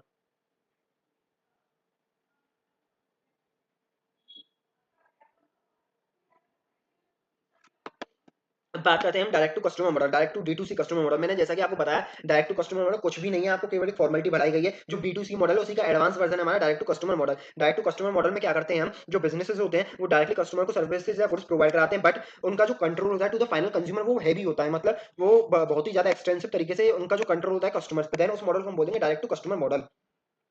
बिकॉज अब हम बात करते हैं, देखो इसमें लिखा भी क्या है, क्योंकि गेनिंग इंपोर्टेंस क्यों कर रहा है D2C model, because it allows the brands to establish the more personalised connection with the consumers. More personalised connection to the customers, मतलब कस्टमर के साथ बहुत ज्यादा ही कनेक्शंस बनाने के लिए हमको एक तरीके से अपॉर्चुनिटी प्रोवाइड करता है D2C मॉडल। जैसे कि हम एग्जांपल लेते हैं लेंसकार्ट का। देखो लेंसकार्ट आप सभी जानते हैं एक स्पेक्टिकल्स वाली कंपनी है। लेंसकार्ट ने अपने स्टोर्स खोले हुए हैं जो कि अपनी डायरेक्टली डील्स करती है टू द कस्टमर्स को। जो लेंसकार्ट मॉडल अप्लाई करती है वो करती है D2C model, direct to consumer model. बात करते हैं ई कॉमर्स मॉडल की। देखो ई कॉमर्स मॉडल का सबसे बढ़िया एग्जांपल है आपका फ्लिपकार्ट। देखो ई कॉमर्स मॉडल एक ऐसा मॉडल होता है जिसमें कि जो बिजनेसेस होते हैं वो रजिस्टर करते हैं एक ऑनलाइन प्लेटफॉर्म पर, जैसे कि फ्लिपकार्ट अमेजोन पे, और जो फ्लिपकार्ट अमेजोन के थ्रू वो अपनी गुड्स एंड सर्विसेज को सेल करते हैं। अब बात आप आती है कि आप मुझसे पूछेंगे कि डिफरेंस क्या है between the market place model, जो कि हमने एग्रीगेटर मॉडल पढ़ा, प्लस जो हमारा ई कॉमर्स मॉडल है, इन दोनों में डिफरेंस क्या है। देखो डिफरेंस इन दोनों में सीधा सीधा डिफरेंस है। जो ई कॉमर्स मॉडल होता है, ई कॉमर्स मॉडल हैंडल करता है transaction directly and market place act as intermediary. मतलब क्या है, जो ई कॉमर्स प्लेटफॉर्म होता है उसमें जो आपका ई कॉमर्स सर्विस प्रोवाइड करा है, जैसे फ्लिपकार्ट हमको ई कॉमर्स सर्विस प्रोवाइड करा रहा है, तो वो हमारा इंटरमीडियरी नहीं है, वो हमसे एक फीस चार्ज करेगा अपनी प्लेटफॉर्म की। और जबकि हम मार्केट प्लेस मॉडल या फिर एग्रीगेटर मॉडल की बात करें, तो जो अमेजोन होता है वो हमसे कमीशन लेगा, जो हमारी सेल प्रोसीडिंग्स होगी। मतलब इंटरमीडियरी का जब रोल बन जाएगा तो हमारा मार्केट प्लेस या एग्रीगेटर मॉडल बन जाएगा। जब हमारा इंटरमीडियरी ना होकर वो हमसे एक अपनी सर्विसेज का चार्ज लेगा, प्लेटफॉर्म की फीस लेगा, देन उस केस में वो हमारे ई कॉमर्स मॉडल बन जाएगा। Distinguish between the marketplace and e-commerce model एक बार रीड कर लेते हैं। Involves a single business selling directly to the consumers in contrast to the marketplace model, a platform where connect the multiple sellers to various supply buyers। ये भी एक difference है। ये जो मार्केटप्लेस मॉडल होता है उसमें हमारे जो ये कनेक्ट करता है multiple seller to multiple buyers को। मल्टीपल सेलर्स होते हैं इसमें जो कनेक्ट कर दिए जाते हैं मल्टीपल बायर्स, जबकि जो हमारा ई कॉमर्स मॉडल होता है इसमें सिंगल बिजनेस वो सेल करता है product and service direct to the consumer. ये इतना मेन डिफरेंस है नहीं। जो मेन डिफरेंस है वो ये है, ई कॉमर्स प्लेटफॉर्म हैंडल करता है ट्रांजेक्शन डायरेक्टली, ये डायरेक्टली हैंडल करता है, और जो ये चार्ज करता है आपसे केवल प्लेटफॉर्म की फीस। और मार्केट प्लेस मॉडल एक्ट करता है एज इंटरमीडियरी, और जो आपसे आपका कमीशन लेगा, बिटवीन आपसे कमीशन लेगा आपकी सेल प्रोसीड्स में से। तो जो हमारा इंटरमीडियरी जब आ जाएगा तो market place model aggregator model. अगर हमारा इंटरमीडियरी नहीं आता, केवल प्लेटफॉर्म की फीस चार्ज करेगा, तो ई कॉमर्स मॉडल। जैसे एग्जांपल हो गया मीशो, फ्लिपकार्ट। अब बात करते हैं शेयरिंग इकोनॉमी मॉडल। देखो शेयरिंग इकोनॉमी मॉडल को हम कोलैबोरेटिव और जिग इकोनॉमी के नाम से भी जानते हैं। ये एक ट्रांसफॉर्मेटिव अप्रोच है जिसमें क्या होता है, इंडिविजुअल शेयर करते हैं resources and services directly to one another through the digital platform. इसमें क्या होता है, बिजनेसेस, काफी सारे बिजनेसेस शेयर करते हैं कॉमन रिसोर्सेज को। आपने देखा होगा कि बहुत सारे स्टार्टअप्स होते हैं, उनके पास ऑफिसेस नहीं होते, ऑफिसेस की कमी होती है और वो सोचते हैं कि ऑफिसेस में हम इन्वेस्ट क्यों करें। तो ऐसी काफी सारी कंपनीज होती हैं जो कि उन स्टार्टअप्स को ऑफिस प्रोवाइड कराती हैं, क्योंकि उनके पास एक सेकंड की, क्योंकि उनके पास ऑफिसेस खाली पड़े हैं कंपनियों के पास और स्टार्टअप्स को ऑफिसेस चाहिए। तो इस हिसाब से जो हमारी जो कंपनीज होती हैं जो ऑफिसेस प्रोवाइड कर रही हैं स्टार्टअप्स को, वो जो मॉडल फॉलो कर रही हैं वो कर रही है शेयरिंग इकोनॉमी मॉडल। मतलब जो उनके पास रिसोर्सेज अवेलेबल हैं उनको वो शेयर कर रही है विद अनदर स्टार्टअप के साथ। देन इस मॉडल को हम बोलेंगे शेयरिंग इकोनॉमी मॉडल। हाँ, तो हमारा शेयरिंग इकोनॉमी मॉडल हो गया जिसमें कि हमारे जो एंटरप्रेन्योर होता है वो अपनी जो रिसोर्सेज होते हैं उनको शेयर करता है विद अनदर बिजनेसेस के साथ। उस मॉडल को हम बोलते हैं आपका economy sharing model, sharing economy model, एक ही बात है। अब बात आती है हमारी बूटस्ट्रैपिंग। देखो बूटस्ट्रैपिंग का एक फेमस कॉन्सेप्ट हमारे बीच में इंट्रोड्यूस हुआ है। इसमें क्या होता है, जो एंटरप्रेन्योर होते हैं, जो फंडिंग उनको चाहिए होती है, तो वो अपनी फंडिंग को क्या करते हैं, अपने पर्सनल रिसोर्सेज और रेवेन्यू जो जनरेटेड होता है बिजनेस उसी से ही कंटिन्यू करते हैं without relying on the external financing. मतलब क्या है, बूटस्ट्रैपिंग का मतलब ये है कि जो स्टार्टअप्स होते हैं उनको फंड्स की रिक्वायरमेंट होती है, तो स्टार्टअप्स क्या करते हैं, सीड फंड, वेंचर कैपिटलिस्ट वगैरह के पास जाते हैं। लेकिन बूटस्ट्रैपिंग ऐसा कॉन्सेप्ट होता है जिसमें से कि जो रेवेन्यू उनके बिजनेस से जनरेट होगा या उनकी जो पर्सनल असेट होंगे उन्हीं को इन्वेस्ट करके वो बिजनेस चलाते हैं, ना ही कोई वेंचर कैपिटलिस्ट अट्रैक्ट करेंगे, ना ही कोई सीड फंडिंग इंट्रोड्यूस करेंगे। देन उस कॉन्सेप्ट को हम बोलते हैं बूटस्ट्रैपिंग। मतलब अपने रिसोर्सेज से ही अपने बिजनेस को फाइनेंस करना बूटस्ट्रैपिंग होता है। बूटस्ट्रैपिंग का जो फेमस एग्जांपल है वो आता है जीरोधा का। जीरोधा का एग्जांपल एक बार आप रीड आउट कर लेना कि जीरोधा ने कैसे कैसे बूटस्ट्रैपिंग के थ्रू अपनी सक्सेस अचीव करी। अब बात आते हैं creating the value proportion. Value proportion मैंने आपको बताया कि कस्टमर्स को ये बताना कि what we offer and here is what it's great for you. मतलब हम क्या चीज बनाते हैं, क्या हम आपको ऑफर करते हैं और ये आपके लिए क्यों सर्वश्रेष्ठ है, क्यों आप इस प्रोडक्ट को खरीदें, वही हमारा वैल्यू प्रोपोर्शन होता है। एग्जाम्पल को रीड कर लेना, आगे बढ़ते हैं हम। वैल्यू गुड वैल्यू प्रोपोर्शन मतलब हम ये कस्टमर को ये बताना कि हमारा प्रोडक्ट हम क्या बनाते हैं और हमारा प्रोडक्ट आपके लिए क्यों अच्छा है। अब गुड वैल्यू प्रोपोर्शन को बनाने के लिए क्या क्या चाहिए, तीन चीजें चाहिए। देखो, कस्टमर का relevance, unique differentiation, clear communication. अब सीधी बात है, जब आप कस्टमर के लिए प्रोडक्ट बनाएंगे तो वो हमेशा प्रोडक्ट कस्टमर के लिए रेलिवेंट होना चाहिए। मतलब आप कस्टमर को रिक्वायरमेंट है वाटर बोतल की और आप वाटर बोतल की जगह आप बना रहे हैं कुछ और चीज बना रहे हैं वाटर बोतल की जगह कम कर। अब एक चीज आप ये समझिए, कोई प्यासा है तो उसको पानी की तो जरूरत है, तो आप उसको पानी ही तो लाके देंगे। उसी हिसाब से हमारा जो प्रोडक्ट आप बनाए वो कस्टमर के लिए रेलिवेंस होना चाहिए। गुड वैल्यू प्रोपोर्शन को बनाने के लिए आपको कस्टमर के लिए रेलिवेंस वाली चीज बनानी चाहिए। Good value proportion means understanding what the customer wants and offering to them. Customer क्या चाहता है और हम उसको क्या ऑफर कर रहे हैं, इस चीज के बारे में समझना और इस चीज को अप्लाई करना, इससे ही हमारा गुड वैल्यू प्रोपोर्शन हम ड्राफ्ट कर सकते हैं। आगे बढ़ते हैं हम यूनिक डिफरेंशिएशन की। जो हमारा स्ट्रॉन्ग वैल्यू प्रोपोर्शन बनाने के लिए हमारा जो प्रोडक्ट एंड सर्विसेज है वो यूनिक होना चाहिए, कुछ तो अलग हटके होना चाहिए जिससे कि कस्टमर को अलग लेवल का सेटिस्फेक्शन मिले। क्लियर कम्युनिकेशन की बात करते हैं। क्लियर कम्युनिकेशन का मतलब है जो भी आप वैल्यू प्रपोर्शन ड्राफ्ट करें उसमें क्लियरली कस्टमर को बताएं कि आप क्या बनाते हैं और क्या कस्टमर को ऑफर करते हैं। जैसे कि आप अगर एक बटर बना रहे हैं, बटर मैन्युफैक्चरिंग कंपनी है आप, तो आप क्लियरली कस्टमर को बताएं कि हम बटर बनाते हैं और हमारा बटर सबसे अच्छा है। इस चीज को आप क्लियरली कम्युनिकेट करें टू द कंज्यूमर्स को। अब आते हैं element to consider to create while creating a strong value proportion. क्या क्या एलिमेंट आपको कंसीडर करने पड़ेंगे to create the strong value proportion. सबसे पहले आप अपने ऑडियंस के बारे में जानिए, आपके वो जो टारगेट ऑडियंस है वो कौन है। दूसरा, आप जानिए आइडेंटिफाई द यूनिक बेनिफिट्स। क्या क्या आप यूनिक बेनिफिट उनको प्रोवाइड करा सकते हैं। Clarity is a key, highlight the tangible result, test and define. अब एक एक पॉइंट को स्पेशली पढ़ते हैं। सबसे पहले बात आती है नो योर कस्टमर्स। आप सबसे पहले आइडेंटिफाई करिए कि आपके पोटेंशियल टारगेट कस्टमर कौन है। दूसरा, आप ये आइडेंटिफाई कीजिए व्हाट डिस्टिंक्टिव और unique features that one's offering apart from the वो कंपटीटर्स। मतलब आप क्या यूनिक चीज उनको प्रोवाइड करा सकते हैं, उस मार्केट में आप उनको क्या यूनिक चीज प्रोवाइड करा सकते हैं। जैसा कि मैंने आपको बताया, clarity is the key to success. आपको जो भी कम्युनिकेट करना है to the consumers in form of value proportion आपको क्लियर रखना है, क्लैरिटी के साथ कम्युनिकेट करना है। वेगनेस कुछ भी नहीं होनी चाहिए। आपको अपने जो टेंजिबल रिजल्ट है, अपने आउटकम्स है वो उनको कस्टमर को कम्युनिकेट करने चाहिए। जैसे कि आपको कम्युनिकेट करना चाहिए, आप बटर मैन्युफैक्चरिंग कंपनी है तो हमारा बटर है जो वर्ल्ड की जैसे कि आपका जो बटर है वो 10 मिलियन, जो आपकी जो बटर है वो बहुत फेमस बेकरी है वो लगा रही है। कुछ इस टाइप से जो भी आपके रिजल्ट्स हैं, जो आपके पॉजिटिव आउटकम्स हैं, उनको आप कम्युनिकेट करिए टू द कंज्यूमर्स को। Test and define. फिर अब क्योंकि आपने वैल्यू प्रोपोर्शन ड्राफ्ट कर लिया है तो आप कंज्यूमर से फीडबैक, पोटेंशियल कस्टमर्स वगैरह से फीडबैक गैदर कीजिए with respect to that value proportion. The challenge. अब देखो चैलेंज क्या आते हैं, हमने पढ़ लिया कैसे कैसे बनाए वैल्यू प्रोपोर्शन को। अब आते हैं कि चैलेंज क्या आते हैं वैल्यू प्रोपोर्शन को बनाने में। Identifying the real potential customer. सबसे बड़ी दिक्कत बिजनेस के सामने ये होती है कि वो अपने कस्टमर को, टारगेट कस्टमर को आइडेंटिफाई नहीं कर पाते हैं। तो वैल्यू प्रोपोर्शन में सबसे बड़ी दिक्कत क्या है, प्राइमरी चैलेंज ये आता है कि आप अपने एक्यूरेटली कस्टमर का जो टारगेट बेस है उसी को आइडेंटिफाई नहीं कर पा रहे हैं। Easily replication by customer. आपने वैल्यू प्रोपोर्शन में कुछ एक यूनिक चीज डिलीवर करने का वादा किया कस्टमर से। अब वो यूनिक चीज ऐसी थी कि जो हमारे सामने वाले कंपटीटर्स हैं उसको कॉपी कर लेते हैं। देन उस केस में जो आपका वैल्यू प्रोपोर्शन है वो आपकी सक्सेस में हेल्प नहीं कर पाएगा। Communicating the message right. अब मैंने आपको बताया communication is clarity is the key to success. आप उस चीज को वैल्यू प्रपोजल क्लियरली कम्युनिकेट नहीं कर पा रहे कस्टमर से।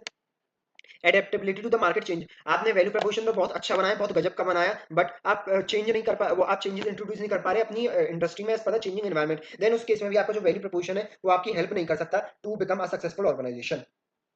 अब बात करते हैं real companies example of value proportion. जैसे आप पढ़ लीजिए नायका का value proportion once beauty our passion, clearly define कर रहा है कि आपकी ब्यूटी से रिलेटेड तो कुछ हम बनाते हैं, और जो ब्यूटी से रिलेटेड हम बनाते हैं, और आप हमारे प्रोडक्ट्स को क्यों खरीदिए, इसलिए खरीदिए क्योंकि हमारा ही पैशन है। तो हमारा जो पैशन होता है किसी चीज को करने का, तो हम ऑब्वियस सी बात है सबसे सबसे सबसे अच्छी चीज बनाएंगे। तो इसलिए नायका ने अपना जो वैल्यू प्रोपोर्शन सिलेक्ट किया वंस ब्यूटी आवर पैशन, मतलब एक ऐसा वैल्यू प्रोपोर्शन जो कस्टमर को बता रहा है कि हम क्या ऑफर करते हैं और आप हमारे प्रोडक्ट को क्यों खरीदें। और जैसे ओला का value proportion once everyday travel partner, मतलब कुछ तो ट्रैवलिंग से रिलेटेड है ये। ओला ओला आप सभी जानते हैं ट्रैवलिंग के लिए फेमस है। ऐसे ही काफी सारे वैल्यू प्रोपोर्शन के एग्जांपल दिए गए हैं, आप इन सभी को रीड कर सकते हैं। देखिए मैं आपको बताऊं, खामा का टाइम वेस्ट करना है, मैं आपको वीडियो लंबी करने से मैं आपको एक एक रीड करा के बताऊं, ऊपर ऊपर से देख लेना इनको, और ना भी देखो तो चलता है, आप पेपर में वो एसपीएम में गारंटी से पास हो जाएंगे। जितना करा रहा हूं उतना कीजिए बस। अब बात करते हैं building and analysing the business model. अब देखो बिजनेस मॉडल को एनालाइज करेंगे। सबसे पहले बात करते हैं सक्सेसफुल बिजनेस मॉडल कैनवास की। देखो बिजनेस मॉडल कैनवास क्या होता है? Business model canvas is a vital step in designing and redefining the business strategy. कोई भी बिजनेस स्ट्रेटजी को बनाने के लिए आपको एक बिजनेस मॉडल कैनवास जो होता है उसको ड्राफ्ट करना जरूरी है। अब देखो बिजनेस मॉडल कैनवास के क्या क्या एलिमेंट है? Consumer segment, channels, value preposition, customer relationship, की रिसोर्सेज, की पार्टनरशिप, की activities, cost structure, revenue stream. आप सभी इन सब पॉइंटों को जानते हैं। एक बार मैं आपको बताता हूँ कंज्यूमर सेगमेंट। कंज्यूमर सेगमेंट को सबसे पहले आइडेंटिफाई कीजिए, आपका टारगेट ग्रुप ऑफ कस्टमर कौन है within the organisation, within the market. आपको सबसे पहले आइडेंटिफाई करना है आपका टारगेट मार्केट बेस कौन सा है, टारगेट कस्टमर कौन से हैं। वैल्यू प्रोपोर्शन मैंने बताया, क्लियरली डिफाइन कीजिए आप क्या ऑफर करते हैं और आपके प्रोडक्ट को कस्टमर क्यों खरीदे। चैनल्स, चैनल्स मतलब एक तरीके से मीडियम जिसके थ्रू आप अपने प्रोडक्ट्स को सप्लाई करेंगे टू द कस्टमर, जिसके थ्रू आपके प्रोडक्ट रीच करेंगे to the final customers, consumers. अब आते हैं कंज्यूमर रिलेशनशिप। किसी भी बिजनेस को सक्सेस तक पहुंचाने के लिए जो सबसे मेन एलिमेंट आता है वो आता है कंज्यूमर रिलेशनशिप। कंज्यूमर रिलेशनशिप आप सबसे पहले जो बिजनेस मॉडल कानवास का एक इंपॉर्टेंट एलिमेंट भी है, इसकी एक तरीके से हम कहें इंपॉर्टेंट चीज भी है कि आप कस्टमर के साथ रिलेशनशिप एस्टेब्लिश कीजिए। कंज्यूमर रिलेशनशिप, रेवेन्यू स्ट्रीम्स कि ये डिफाइन कीजिए कि बिजनेस आप जो आपका बिजनेस या स्टार्टअप है वो रेवेन्यू किन किन चीजों से अर्न करता है। Specify how the ones business will earn revenue, कैसे रेवेन्यू अर्न कर सकता है। की रिसोर्सेज क्या क्या है आपके, जैसे कि आपने देखा होगा बहुत सारे ऑर्गेनाइजेशन के जो की रिसोर्सेज होते हैं वो उनके एम्प्लॉइज होते हैं। ये बेसिकली आपकी जो हाईली स्किल्ड जो बिजनेसेस होते हैं उनके जो की रिसोर्सेज होंगे आपके वो होंगे उनके एम्प्लॉइज। की एक्टिविटीज, आपकी की एक्टिविटीज क्या है? जैसे कि आपकी कोई भी एसी मैन्युफैक्चरिंग कंपनी है तो उसका जो की एक्टिविटीज है वो होंगी उनके एसी एयर कंडीशनर मैन्युफैक्चरिंग होगी, की एक्टिविटीज होगी। की पार्टनरशिप, जैसे कि आपकी पार्टनरशिप की हम बात करें, टाटा है, टाटा की जो पार्टनरशिप है वो जैगुआर के साथ है। तो फिर जो टाटा की जो की पार्टनरशिप है, अब टाटा की जो काफी सारी वो गाड़ियां होती हैं, वो टाटा की जो काफी सारी गाड़ियां होती हैं जैसे कि लैंड रोवर, रेंज रोवर के साथ उनकी वो है पार्टनरशिप है। तो उनकी जो की पार्टनरशिप है वो हम बताएंगे। की पार्टनरशिप बेसिकली आपकी जो काफी इंपॉर्टेंट पार्टनरशिप है within the organisation. Cost structure की हम बात करें तो कॉस्ट स्ट्रक्चर आपको आइडेंटिफाई करना है कि जो आपका स्टार्टअप है या बिजनेस है उसकी जो मेन कॉस्ट है वो किस किस चीजों में लग रही है, जैसे कि फिक्स्ड और वेरिएबल कॉस्ट कहाँ कहाँ पे लग रही है, किस किस प्रोडक्ट को बनाने में आपकी ज्यादा कॉस्ट लग रही है। ये होता है हमारा बिजनेस मॉडल कैनवास। इसको एनालिसिस करने के बाद हम अपनी स्ट्रेटजीज को डिफाइन करते हैं। Testing and validating the business model. Business model मैंने आपको बताया कि ऐसा फ्रेमवर्क जिसके थ्रू आप अपनी गुड्स एंड सर्विसेज, आप अपनी वैल्यूज क्रिएट करते हो, डिलीवर करते हैं टू द फाइनल कस्टमर्स को। अब बात करते हैं, देखो continuous testing and validation are essential to the business life cycle, allowing the adaptability and responsive to the market and dynamic and customer feedback. Here are the some steps involved. अब आपका जो business model आपने select किया, B2B select किया है, D2C select किया है, B2C किया है, C2C किया है। अब वो मॉडल वैलिडेट करना है हमको, मतलब टेस्ट करना है वो मॉडल सही है या नहीं है, सही है भी या नहीं है, वो चीज टेस्ट करनी है हमको। अब वो चीज टेस्ट करते हैं। सबसे पहले आपको बिजनेस मॉडल को टेस्ट करने के लिए कंज्यूमर का जो फीडबैक है वो लेने पड़ेंगे। मार्केट रिसर्च कीजिए आप, मिनिमम वाइबल प्रोडक्ट।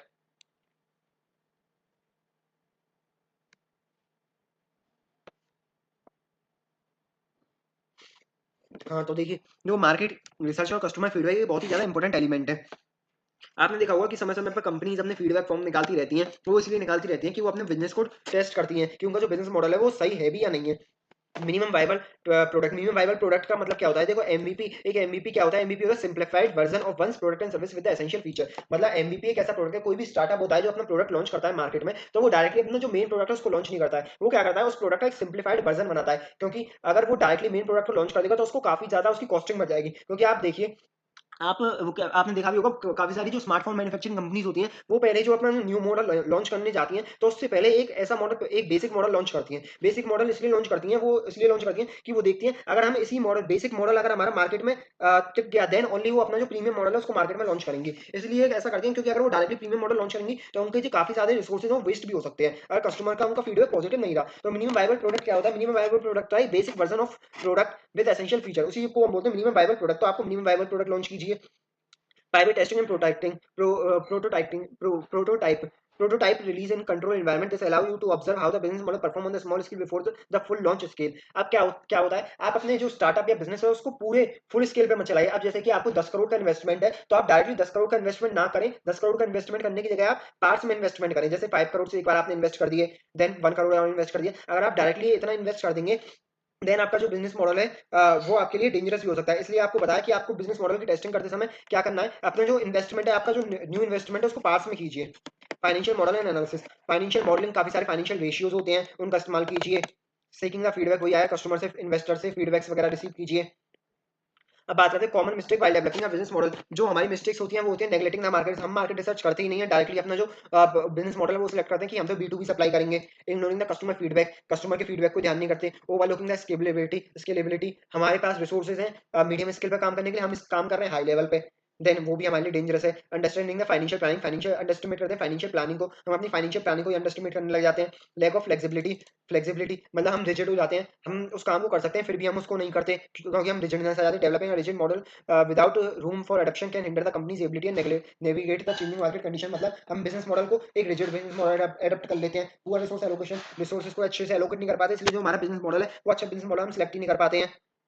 लीन स्टार्टअप की बात करते हैं। देखो लीन स्टार्टअप में एक हमारा कॉन्सेप्ट होता है एमबीपी। एमबीपी मैंने आपको बताया एक basic version of product and services होता है जिसमें मिनिमम एसेंशियल, जिसमें हमारे एसेंशियल फीचर्स होते हैं। अब लीन स्टार्टअप का मतलब क्या है? लीन स्टार्टअप का मतलब है मिनिमम इनपुट से मैक्सिमम आउटपुट निकालें, वही हमारे स्टार्टअप होते हैं। लीन स्टार्टअप मतलब मिनिमम इनपुट का इस्तेमाल करते हुए मैक्सिमम आउटपुट निकालें, मिनिमम रिसोर्सेज का इस्तेमाल करते हुए मैक्सिमम आउटपुट निकालें, उन्हीं को बोलते हैं लीन स्टार्टअप्स। रियल लाइफ लीन स्टार्टअप्स के एग्जांपल है इंस्टाग्राम। इंस्टाग्राम ने सबसे पहले अपना एमबीपी बनाया था, मिनिमम वायबल प्रोडक्ट बनाया। The initial version of Instagram was simple photo sharing app. मैंने बताया ना आपके वाले की बेसिक वर्जन ऑफ उसका प्रोडक्ट एंड सर्विसेज का लॉन्च कीजिए with basic and essential features जो इंस्टाग्राम ने लॉन्च किया। बाकी सारी ये स्टोरीज हैं, आप इनको पढ़ सकते हैं।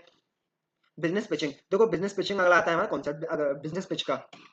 बिजनेस पिच का मतलब क्या है? अब आपने एक नया स्टार्टअप चालू किया, आपके पास लिमिटेड फंड्स है, लिमिटेड अमाउंट ऑफ फंड्स है, तो आप क्या चाहेंगे? आप काफी सारे इन्वेस्टर्स को अट्रैक्ट करना चाहेंगे जिससे कि आपको फंड्स की रिक्वायरमेंट आपकी फुलफिल हो सके। तो बिजनेस पिच पिच मतलब होता है हम एक तरीके से इन्वेस्टर को अट्रैक्ट करें। तो बिजनेस पिच के लिए जो हमारे पॉइंट्स आते हैं वो आते हैं सबसे पहले इंट्रोडक्शन। सबसे पहले आप कभी भी कोई भी बिजनेस पिच में अपनी कंपनी का इंट्रोडक्शन दें, वैल्यू प्रपोजल बताएं कि हम क्या ऑफर करते हैं और हमारे प्रोडक्ट को कस्टमर क्यों खरीदेगा। अपनी मार्केट के बारे में अपॉर्चुनिटी बताएं कि हम इलेक्ट्रिक व्हीकल्स में डील करते हैं और मार्केट में जो मार्केट है फ्यूचर मार्केट है इलेक्ट्रिक व्हीकल्स की बहुत स्कोप है उसमें। बिजनेस मॉडल को अपने को एक्सप्लेन करें, जो फंडामेंटल फ्रेमवर्क है जिससे आप अपनी वैल्यूज डिलीवर करें टू द कस्टमर्स को, उसको डिस्क्राइब करें। एग्जीक्यूशन प्लान अपना डिस्क्राइब करें टू द इन्वेस्टर्स वगैरह को। फाइनेंशियल प्रोजेक्शंस होते हैं, काफी सारे फाइनेंशियल प्रोजेक्शन हमारे रेशियोज वगैरह होते हैं कि फाइनेंशियल रेशियोज केपीआईज होते हैं उनको बताएं। कम्पिटिटिव लैंडस्केप्स होता है, कम्पिटिटिव लैंडस्केप बताएं अपने टू द इन्वेस्टर्स को, डीप अंडरस्टैंडिंग होता है कम्पिटिटिव लैंडस्केप की। आखिरी में अपने इन्वेस्टर्स को बताएं, हाँ अब बताइए आप हमारी जो स्टार्टअप या कंपनी है उसमें इन्वेस्ट करेंगे या नहीं करेंगे। अब देखो टाइप्स ऑफ बिजनेस पिच की बात कर रहे हैं। देखो हमारी जो सबसे पहला टाइप आता है एलिवेटर पिच। एलिवेटर आप सभी जानते होंगे एलिवेटर क्या होता है। एलिवेटर पिच जो होती है वो बहुत ही कम टाइम की होती है, बहुत ही short period of time. Elevator pitch एक कंसाइज वर्जन ऑफ पिच होता है जिसमें कि हमारा टाइम मिलता है 30 सेकंड से 2 मिनट। 30 सेकंड से 2 मिनट के अंदर अंदर हमको अपना जो बिजनेस है उसको डिस्क्राइब करना पड़ेगा to the investor. Investor pitch क्या होती है? इन्वेस्टर पिच होती है जो ऐसी पिच जिससे कि हम अपनी फंडिंग सिक्योर करते हैं, देन उस पिच को बोलेंगे हम इन्वेस्टर पिच। इसमें कंप्रिहेंसिव ओवरव्यू देंगे हम अपने बिजनेस के बारे में। सेल पिच होती है aimed at potential customer. Sale pitch emphasis the value of the product and service that address the customer pain points. Sale pitch का मतलब क्या होता है? एक ऐसी पिच जिससे कि हम अपनी सेल को बूस्ट करें। मतलब ये पिच हम अपने कस्टमर्स के लिए देते हैं, मतलब कि हम कस्टमर्स को उनके पेन्स के बारे में पहले रियलाइज कराएंगे, देन उनको बताएंगे कि आप इन पेन्स को हमारे प्रोडक्ट के थ्रू कैसे सॉल्व कर सकते हैं। पार्टनरशिप पिच, पार्टनरशिप एक ऐसी पिच होती है जिसमें कि हम अपनी जो पिच होती है उसमें हम अपने पार्टनर्स या कोलेबोरेशन के लिए जो इन्वेस्टर्स होते हैं उनको अट्रैक्ट करते हैं। उस पिच को हम बोलते हैं पार्टनरशिप पिच। प्रोडक्ट पिच ऐसी पिच होती है जिसमें कि हम focus on the showcasing the features and the benefit of the specific product. अपने प्रोडक्ट के बारे में जो स्पेसिफिक और यूनिक फीचर्स हैं उनको बताते हैं, देन उस पिच को हम नाम दिया प्रोडक्ट पिच। अपने प्रोडक्ट के बारे में बताना, देन उस पिच को बोलेंगे प्रोडक्ट पिच। बाकी ये हमारी समरी दे रखी है सारे मॉडल्स वगैरह जो मैंने आपको डिस्क्राइब किए। ये हमारा चैप्टर नंबर 2 भी हो जाता है इस हिसाब से। फिर आगे बढ़ते हैं हम अपने चैप्टर नंबर 3 की तरफ। तो वेलकम बैक गाइस, शुरुआत करते हैं अपने चैप्टर नंबर 3 से, प्रोडक्ट डेवलपमेंट से।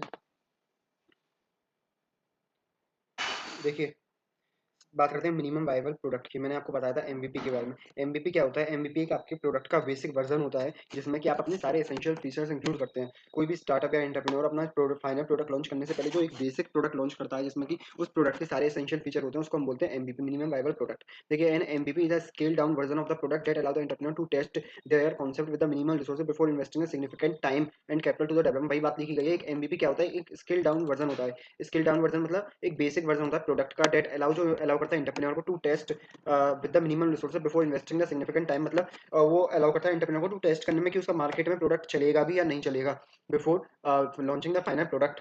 वो था हमारा एमवीपी, मिनिमम वायबल प्रोडक्ट। आगे बात करते हैं what is the minimum viable product. मैंने आपको बताया था ये एक कॉन्सेप्ट है जो कि पॉपुलराइज किया गया था इट इज राइज के द्वारा इन is lean startup methodology. Lean startup methodology के बारे में बताया मैंने आपको। ये एक ऐसी मेथोलॉजी होती है जिसमें कि आप मिनिमम इनपुट से मैक्सिमम आउटपुट निकालते हैं, उसको हम बोलते हैं लीन स्टार्टअप मेथोलॉजी। इस मेथोलॉजी में जो आपका कॉन्सेप्ट आता है वो था मिनिमम वायबल प्रोडक्ट, मतलब एक प्रोडक्ट का फाइनल प्रोडक्ट का बेसिक वर्जन जिसमें कि आपके प्रोडक्ट के सारे एसेंशियल फीचर्स हैं। अब बात करते हैं how to build a MVP, minimum viable product कैसे बनाएं आप। Identify the core value proportion. Value proportion मैंने आपको बताया। आप वैल्यू प्रोपोर्शन मतलब होता है कि आप कस्टमर को बताते हैं कि आप क्या डिलीवर करते हैं और कस्टमर को ये प्रोडक्ट क्यों खरीदना चाहिए। तो सबसे पहले आप ये आइडेंटिफाई कीजिए what is the primary problem of the customer that the product wants to solve. मतलब कस्टमर की कौन सी ऐसी प्रॉब्लम है जिससे जो कि आपका प्रोडक्ट सॉल्व करेगा, उस चीज को पहले आप आइडेंटिफाई कीजिए। Create a prototype. प्रोटोटाइप का मतलब क्या होता है? Basic version of product with the essential features. वही होता है आपका मतलब develop a basic prototype. Prototype का मतलब होता है कॉपी। प्रोटोटाइप का मतलब होता है कॉपी। एक बेसिक कॉपी क्रिएट कीजिए that shows the essential feature of the product. जो प्रोडक्ट के सारे एसेंशियल फीचर को शो करे उसकी एक कॉपी क्रिएट कीजिए। आप उसको बोलते हैं क्रिएट अ प्रोटोटाइप। फिर कस्टमर का फीडबैक गैदर कीजिए, then iterate and improve based on the customer feedback. आप उस प्रोडक्ट को, जो बेसिक प्रोडक्ट आपने डेवलप किया, उसको कंटिन्यूअसली इंप्रूव कीजिए on the basis of the feedback. अब बात करते हैं हमारे consideration for the first time entrepreneur developing the MVP. जो कि हमारे एंटरप्रेन्योर पहली बार एमवीपी मिनिमम प्रोडक्ट बनाने जा रहे हैं तो उनके लिए क्या क्या ध्यान में रखने वाली बात है। Focus on core functionalities. अब जिस प्रॉब्लम को आप सॉल्व करना चाहते हैं उसके लिए जो प्रोडक्ट आप डेवलप करें उसमें आपके सारे एसेंशियल फीचर्स मौजूद होने चाहिए। मतलब बेसिक जो आपका प्रोडक्ट है उसमें सारे एसेंशियल फीचर्स, की फीचर्स होने चाहिए जो कि आपकी कोर प्रॉब्लम को एड्रेस करें। फिर आता है रैपिड इटरेशन। रैपिड इटरेशन का मतलब कंटिन्यूअस इंप्रूवमेंट कीजिए based on the customer feedback. आप कंटिन्यूअसली इंप्रूव करते रहिए अपनी एमवीपी को। आगे बात करते हैं लीन अप्रोच। लीन अप्रोच का मतलब क्या होता है? मैंने आपको बताया मिनिमम इनपुट से आप मैक्सिमम आउटपुट ड्राइव करें, वही आपका लीन अप्रोच होता है। तो एडप्ट करें लीन मेथोलॉजी को, आप एडप्ट करें यूजर सेंटर्ड डिजाइन। जो भी आपका एमवीपी का जो डिजाइन होगा, जो भी उसका एक तरीके से कंपोजिशन होगा, वो यूजर फ्रेंडली होना चाहिए। वो कस्टमर को ध्यान में रखते हुए होना चाहिए और यूजर फ्रेंडली होना चाहिए। स्केलेबिलिटी की हम बात कर रहे हैं। जब आप एमवीपी बनाएं तो आप अपने जो आपकी जो पोटेंशियल है उसको ध्यान में रखते हुए एमवीपी को लॉन्च करें। जितना आपके अंदर पोटेंशियल है, जितना स्टार्टअप के पास रिसोर्सेज हैं, within the available resources startup को अपना एमवीपी लॉन्च करना चाहिए। अब आगे बात करते हैं example of MVP in the Indian contest. आप इन एग्जांपल को पढ़ सकते हैं, क्योरफिट का है, निंजा कार्ड का है, काफी सारे एग्जांपल दे रखे हैं, इनको एक बार रीड आउट कर सकते हैं। आगे बात करते हैं product market fit. Product market fit का मतलब क्या होता है? आपका जो प्रोडक्ट है वो मार्केट में एक तरीके से फिट बैठना चाहिए। जो मार्केट में प्रॉब्लम है उस प्रॉब्लम को सॉल्व करने वाला प्रोडक्ट होगा, देन आप बोलेंगे उसको product market fit. Validation that a product or a service resonate with the intended audience, address a genuine market need. Market need को एड्रेस करने वाला अगर आपका प्रोडक्ट है, देन हम आपके प्रोडक्ट को बोलेंगे प्रोडक्ट मार्केट फिट। प्रोडक्ट हमारा मार्केट के हिसाब से है। ये कॉन्सेप्ट आता है, बहुत ही ज्यादा इंपॉर्टेंट कॉन्सेप्ट है इस प्रोडक्ट मार्केट फिट का। देखो, प्रोडक्ट मार्केट फिट में हमारी क्या क्या चीजें होती हैं। जैसे ही आपका प्रोडक्ट मार्केट के अनुसार बन जाएगा, प्रोडक्ट मार्केट फिट बन जाएगा, देन आपको क्या क्या एडवांटेज मिलेंगे स्टार्टअप को। Increase valuation and investor confidence. सीधी सी बात है, आपका प्रोडक्ट जब मार्केट में चलने लग जाएगा तो इन्वेस्टर का कॉन्फिडेंस बढ़ेगा। सस्टेनेबल ग्रोथ, आपको लगातार ग्रोथ होगी आपके ऑर्गेनाइजेशन की। Reduce the market cost. जो मार्केट में आपकी जो कॉस्ट आ रही है, कॉस्टिंग आ रही है, वो भी रिड्यूस होगी। आपको इकोनॉमीज ऑफ स्केल का एडवांटेज मिलेगा। अब बात करते हैं foundation for the sustainable growth. Sustainable growth कैसे अचीव होगी? आपका प्रोडक्ट मार्केट में अच्छा चल गया है। जैसे कि आप एग्जांपल लेते हैं पार्ले जी का। पार्ले जी का जो बिस्किट आता है वो मार्केट में वेल एस्टेब्लिश है। वो प्रोडक्ट मार्केट फिट का एक वेल डिफाइंड एग्जांपल है। मार्केट में पार्ले जी को हर कोई जानता है, इसलिए जो पार्ले जी की कंपनी है वो उसको सस्टेनेबल ग्रोथ, एक कंटिन्यूअस ग्रोथ मिल रही है उसकी प्रोडक्ट मार्केट फिट की वजह से। Reduce the marketing cost. Reduce marketing cost का मतलब क्या है? जैसे जैसे आपका प्रोडक्ट मार्केट में फिट होता चला जाएगा, वैसे वैसे आपको इकोनॉमीज ऑफ स्केल का एडवांटेज मिलेगा, जिससे कि आपकी जो कॉस्ट आ रही है टू मैन्युफैक्चर द प्रोडक्ट वो भी रिड्यूस होती चली जाएगी। Increase the valuation and investor confidence. सीधी बात है, आपका प्रोडक्ट मार्केट में चल रहा है और आपको सस्टेनेबल ग्रोथ आपकी अचीव होगी, देन जो आपके इन्वेस्टर्स हैं उनका भी कॉन्फिडेंस बढ़ेगा विद इन द स्टार्टअप। अब बात करते हैं कंपटीटिव एडवांटेज तो ग्रोथ प्रोडक्ट मार्केट फिट। अब आपकी कंपटीटिव एडवांटेज क्या मिलेंगी आपको अगर आपका प्रोडक्ट है वो मार्केट के हिसाब से? Then customer acquisition retention. आपका प्रोडक्ट कस्टमर की डिमांड्स या उनकी एक तरीके से प्रॉब्लम को सॉल्व करने वाला है, तो सीधी बात है कस्टमर का रिटेंशन भी बढ़ेगा और कस्टमर, नए नए कस्टमर भी अट्रैक्ट होते जाएंगे। ब्रांड रिकॉग्निशन का मतलब है जैसे जैसे आपका प्रोडक्ट मार्केट में अच्छा जम गया, देन आपका जो ब्रांड है अपने आप में ही आपका ब्रांड एस्टेब्लिश हो जाएगा। इनोवेशन एंड डिफरेंशिएशन, अब आप कोई भी नॉर्मल बिस्किट को पार्ले जी की डिजाइन देख के ही आप डिफरेंशिएट कर सकते हैं। पार्ले जी का जो बिस्किट आता है रेक्टेंगल टाइप का आता है, और जो नॉर्मल कोई और बिस्किट आएगा वो एक तरीके से सर्कल टाइप में आएगा, तो आप बिना देखे बिना रेपर के भी पहचान सकते हैं ये पार्ले जी का बिस्किट है, ये दूसरी कंपनी का बिस्किट है। ये होता है हमारा इनोवेशन एंड डिफरेंशिएशन, उसने ये होता है हमारा ब्रांड रिकॉग्निशन। आपने केवल बिस्किट की डिजाइन देख के ही पहचान लिया कि ये पार्ले जी का बिस्किट है, इसलिए बोलते हैं brand recognition. Innovation differentiation, Parle G ने इनोवेशन डिफरेंशिएशन क्या किया, जैसे जैसे उसका प्रोडक्ट मार्केट में फिट होता चला गया उसने इनोवेशन किया। जो पार्ले जी की जो मैन्युफैक्चरिंग होती है वो सारी ऑटोमेटेड होती है, उसमें कोई भी मैनुअल लेबर का हाथ नहीं होता। जो बिस्किट की जो व्हीट फ्लोर होता है, व्हीट फ्लोर को रिफाइन करने से लेके जो बिस्किट फाइनल बनने तक सारा काम ऑटोमेटेड है। इस हिसाब का इस लेवल का इनोवेशन पार्ले जी ने किया है। मार्केट लीडरशिप, आप जानते हैं कि बिस्किट इंडस्ट्री में जो 60 to 70% शेयर है वो हमारे अकेले पार्ले जी का ही है। फिर आगे बात करें स्ट्रेटेजिक डिसीजन मेकिंग। अब आपने देखा होगा कि जैसे जैसे इन्फ्लेशन बढ़ता गया है तो पार्ले जी ने स्ट्रेटेजिक डिसीजन क्या बनाया, उसने स्ट्रेटेजिक डिसीजन लिया। जैसे कि हमारा इन्फ्लेशन बढ़ता गया तो पार्ले जी ने जो अपना बिस्किट का साइज है वो छोटा करता चला गया। अगर वो उसी बिस्किट को ₹5 वाले बिस्किट को उसका रेट बढ़ा के ₹6 या ₹7 कर देता, हो सकता है उसकी डिमांड घट जाती। इस टाइप का स्ट्रेटेजिक डिसीजन उसने लिया। जैसे ही ₹5 वाले बिस्किट में पहले 50 ग्राम्स आता था, देन उसने रिड्यूस करते करते वो 40 ग्राम्स 30 ग्राम्स तक ले आया है। तो इस हिसाब की स्ट्रेटेजिक डिसीजन मेकिंग भी आपकी अच्छी होती है, जैसे जैसे आपका प्रोडक्ट मार्केट में फिट होता चला जाता है। Strategies of the entrepreneur to fit the best, to find the best fit. अब आप अपने प्रोडक्ट को मतलब अपना जो प्रोडक्ट है वो आपका आप कैसे पहचाने कि ये मार्केट के हिसाब से अच्छा है, मार्केट में अच्छा फिट बैठा है या नहीं बैठा है। तो इस चीज को पहचानने के लिए आप कौन कौन सी स्ट्रेटजी अडॉप्ट कर सकते हैं। सबसे पहले कस्टमर की अंडरस्टैंडिंग, डीप अंडरस्टैंडिंग करिए कस्टमर के बारे में। आप डीप अंडरस्टैंडिंग लीजिए कि कस्टमर को क्या क्या प्रॉब्लम्स आ रही हैं, क्या प्रॉब्लम कस्टमर फेस कर रहा है, देन उसके हिसाब से अपना प्रोडक्ट डेवलप कीजिए। इटरेटिव डेवलपमेंट एंड टेस्टिंग, वही बात है, कंटिन्यूस डेवलपमेंट कीजिए अपने प्रोडक्ट में based on the customer feedback. फिर बात करते हैं focus on core value proportion. Value proportion पर फोकस कीजिए कि हम क्या डिलीवर कर रहे हैं, कस्टमर क्या चाहता है हमसे, इस पर ज्यादा फोकस कीजिए। Measure and analyse the metrics, various key performance indicator होते हैं उनके हिसाब से, वेरियस रेशियोज होते हैं फाइनेंशियल रेशियो, उनके हिसाब से एनालाइज कीजिए कि आपका प्रोडक्ट मार्केट में फिट बैठ रहा है या नहीं बैठ रहा है।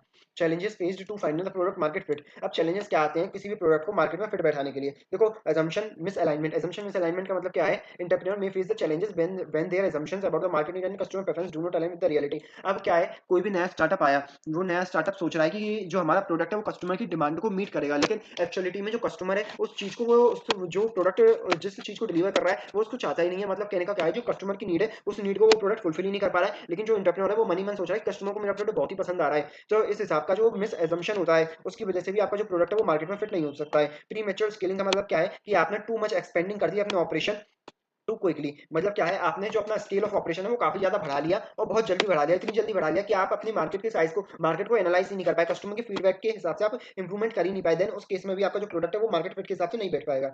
इनएडुकेट कस्टमर फीडबैक, कई बार क्या होता है कि कस्टमर के फीडबैक को हम ध्यान ही नहीं देते, कस्टमर इनसफिशिएंट मतलब पुअर फीडबैक दे रहा है जब भी हम उसको नोटिस ही नहीं कर रहे हैं। Competitive dynamics, the competitive landscape क्या होता है, वेरियस डायनामिक है, मतलब जो हमारे आसपास का एनवायरमेंट है वो काफी चेंजिंग है, डायनामिक नेचर का है, और हम उस चेंजिंग एनवायरमेंट के हिसाब से अपने आप को चेंज ही नहीं कर पा रहे हैं। देन उस केस में भी आपका जो प्रोडक्ट है वो मार्केट के फिट के हिसाब से नहीं बैठ पाएगा। ये हमारे चैलेंजेस होते हैं। कुछ हमारे एग्जांपल दे रखे हैं फेलियर ऑफ सक्सेस के, जो कि प्रोडक्ट मार्केट फिट में जो ऐसे स्टार्टअप्स के एग्जांपल है जिन्होंने अपने प्रोडक्ट को मार्केट के हिसाब से एडजस्ट कर लिया। जैसे कि स्नैपडील के कुछ ऐसे एग्जांपल्स भी दिए गए हैं जो अपने प्रोडक्ट को मार्केट के हिसाब से फिट नहीं बैठा पाए और जो बैठा भी पाए। अब देखो जैसे कि स्नैपडील ने क्या किया, अनफोकस एक्सपेंशन किया जिसकी वजह से उसका जो प्रोडक्ट है वो मार्केट में फिट नहीं बैठ पाया। ऐसे काफी सारे एग्जांपल एक बार रीड आउट कर लेना इनको।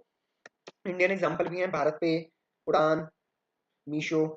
देखो मीशो का हम पढ़ लेते हैं एक बार। मीशो एक सोशल मीडिया प्लेटफॉर्म है जो found the success by alignment इस product with the need of the individuals looking the supplementary income opportunities.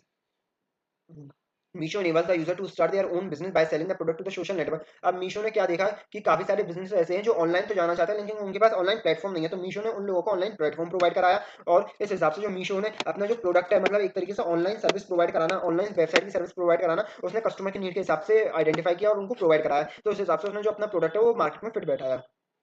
कुछ ऐसे ही केस स्टडी दे रखी है हमारी एमवीपी और प्रोडक्ट मार्केट फिट के ऊपर, इन सबको आप रीड आउट कर सकते हैं।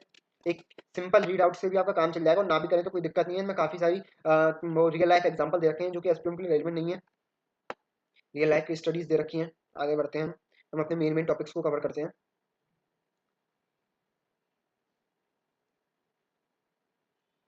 ये सब वही चीज बता रखी है आपको, स्विगी का एग्जांपल देके बताया प्रोडक्ट मार्केट फिट में, और आपका जो एमवीपी है उन्होंने कैसे कैसे डेवलप किया, देन अपना प्रोडक्ट कैसे मार्केट में फिट बैठाया। अब बात करते हैं प्रोटोटाइप की। देखो प्रोटोटाइप मैंने आपको बताया एक बेसिक वर्जन, एक कॉपी हम बोल सकते हैं, copy of product that contains the essential features.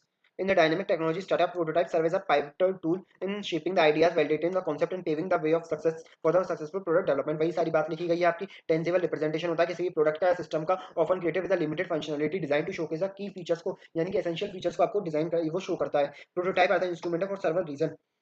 अब देखो प्रोटोटाइप क्यों एसेंशियल है, मतलब एक कॉपी प्रोडक्ट की कॉपी बनाना विद एसेंशियल फीचर क्यों जरूरी है। वैलिडेशन ऑफ आइडियाज, देखो prototype offers a tangible to validate the ideas, refine the startup ideas, allowing the founder to access the feasibility and the potential market acceptance.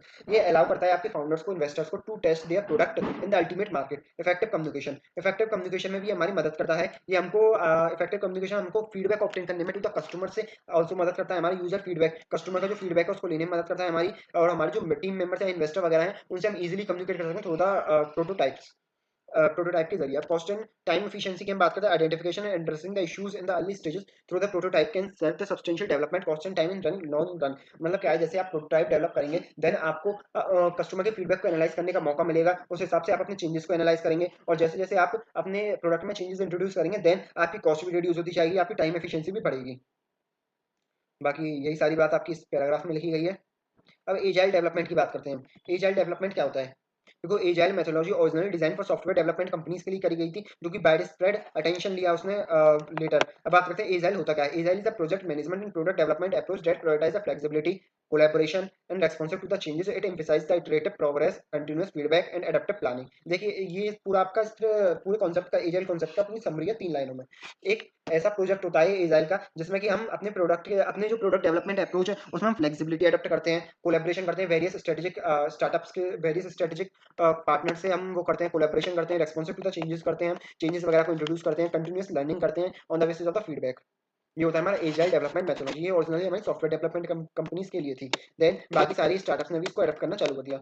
जैसे कि आप example दे रखा है, making a health care app. Imagine you are a visionary enterprise set up to revolutionize the healthcare with a mobile app for remote patient monitoring. The initial prototype focusing on the data input and alerts was just the beginning. As you tested the app with the healthcare professional and the patient, the real life scenarios unfolded. A nurse in the rural areas could now input the patient vitals, and a doctor in the bustling urban hospitals instantly receive the alert and transforming the patient care. वही example हमको बताया कि कैसे कैसे health care app ने अपना prototype develop किया, मतलब एक बेसिक वर्जन अपना एक ऐप का बनाया, जिसमें कि जो हमारे रूरल एरियाज में नर्सेज हैं वो हमारे कस्टमर, जो हमारे पेशेंट हैं उनका डाटा फीड करती हैं, और जो हमारे अर्बन एरियाज में जो डॉक्टर हैं उनको वो एडवाइस देते हैं अकॉर्डिंगली। इस हिसाब से हमने एक हेल्थ केयर का ऐप डिजाइन किया। ऐसे ही आप ई कॉमर्स का प्लेटफॉर्म डिजाइन कर सकते हैं, developing a smart home care devices. ऐसे काफी सारे एग्जांपल दे रखे हैं प्रोटोटाइप के। अब हम एग्जांपल्स की बात करते हैं एजाइल मेथोडोलॉजी की। एजाइल मेथोडोलॉजी के एग्जांपल में क्या है हमारा, हेल्थ केयर ऐप में ही, in developing the health care app for the remote patient monitoring the agile methodology and aids the significant value by fostering the adaptability, collaboration, continuous feedback loop. Picture and agile split with the development in health care professional and patient collaborate regularly. अब क्या है agile methodology में हम क्या करेंगे, उसी app में हम कंटीन्यूअस फीडबैक लेंगे जो हमारे हेल्थ केयर प्रोफेशनल्स के हैं, और कंटीन्यूअसली हम उनको चेंजेस अडॉप्ट करेंगे। देन उस केस में हम जो मेथोडोलॉजी अडॉप्ट करेंगे वो हमारी एजाइल मेथोडोलॉजी होगी। तो ये एजाइल मेथोडोलॉजी का एग्जांपल था। ऐसे ही आप एजाइल मेथोडोलॉजी के तीनों एग्जांपलों को आप रीड कर सकते हैं। फिर चलिए आगे बढ़ते हैं। Challenge faced in prototyping and agile development. अब चैलेंजेस क्या आते हैं, बात करते हैं चैलेंजेस इन प्रोटोटाइपिंग। देखो अनक्लियर रिक्वायरमेंट होता क्या है, prototype relies heavily on defining the clear and the comprehensive requirement. One major challenges arises when the project requirement are vague and not well understood. अब क्या है, आप कस्टमर की problem को ही आइडेंटिफाई नहीं कर पा रही, कस्टमर चाहता क्या है हमसे, देन आप इस केस में जो प्रोडक्ट बनाएंगे वो आप अपना वेल डिफाइंड प्रोडक्ट बना ही नहीं पाएंगे जो उनकी प्रॉब्लम को सॉल्व कर पाए, क्योंकि आपको प्रॉब्लम ही जब अच्छे से नहीं पता, अनक्लियर रिक्वायरमेंट ही आपको उनकी नहीं पता, देन आप जो प्रोटोटाइप बनाएंगे वो अच्छे से बना ही नहीं पाएंगे। स्कोप क्रीप का मतलब क्या है, prototype involves the based on the feedback there is a risk of scope creep, the gradual expansion of the project beyond the initial scope. आपका इनिशियली स्कोप उसका बहुत कम था, लेकिन आपने टू मच एक्सपेंशन कर दिया उस प्रोडक्ट का, देन उस केस में जो आपका प्रोटोटाइप है वो नहीं अच्छे से डेवलप हो पाएगा। लिमिटेड यूजर इन्वॉल्वमेंट, आपने जो प्रोटोटाइप डेवलप किया उसमें आपने वो वैल्यूएबल फीडबैक ही गैदर नहीं किए। Effectively prototype require the user involvement to gather the valuable feedback, आपने यूजर्स को इन्वॉल्व नहीं किया।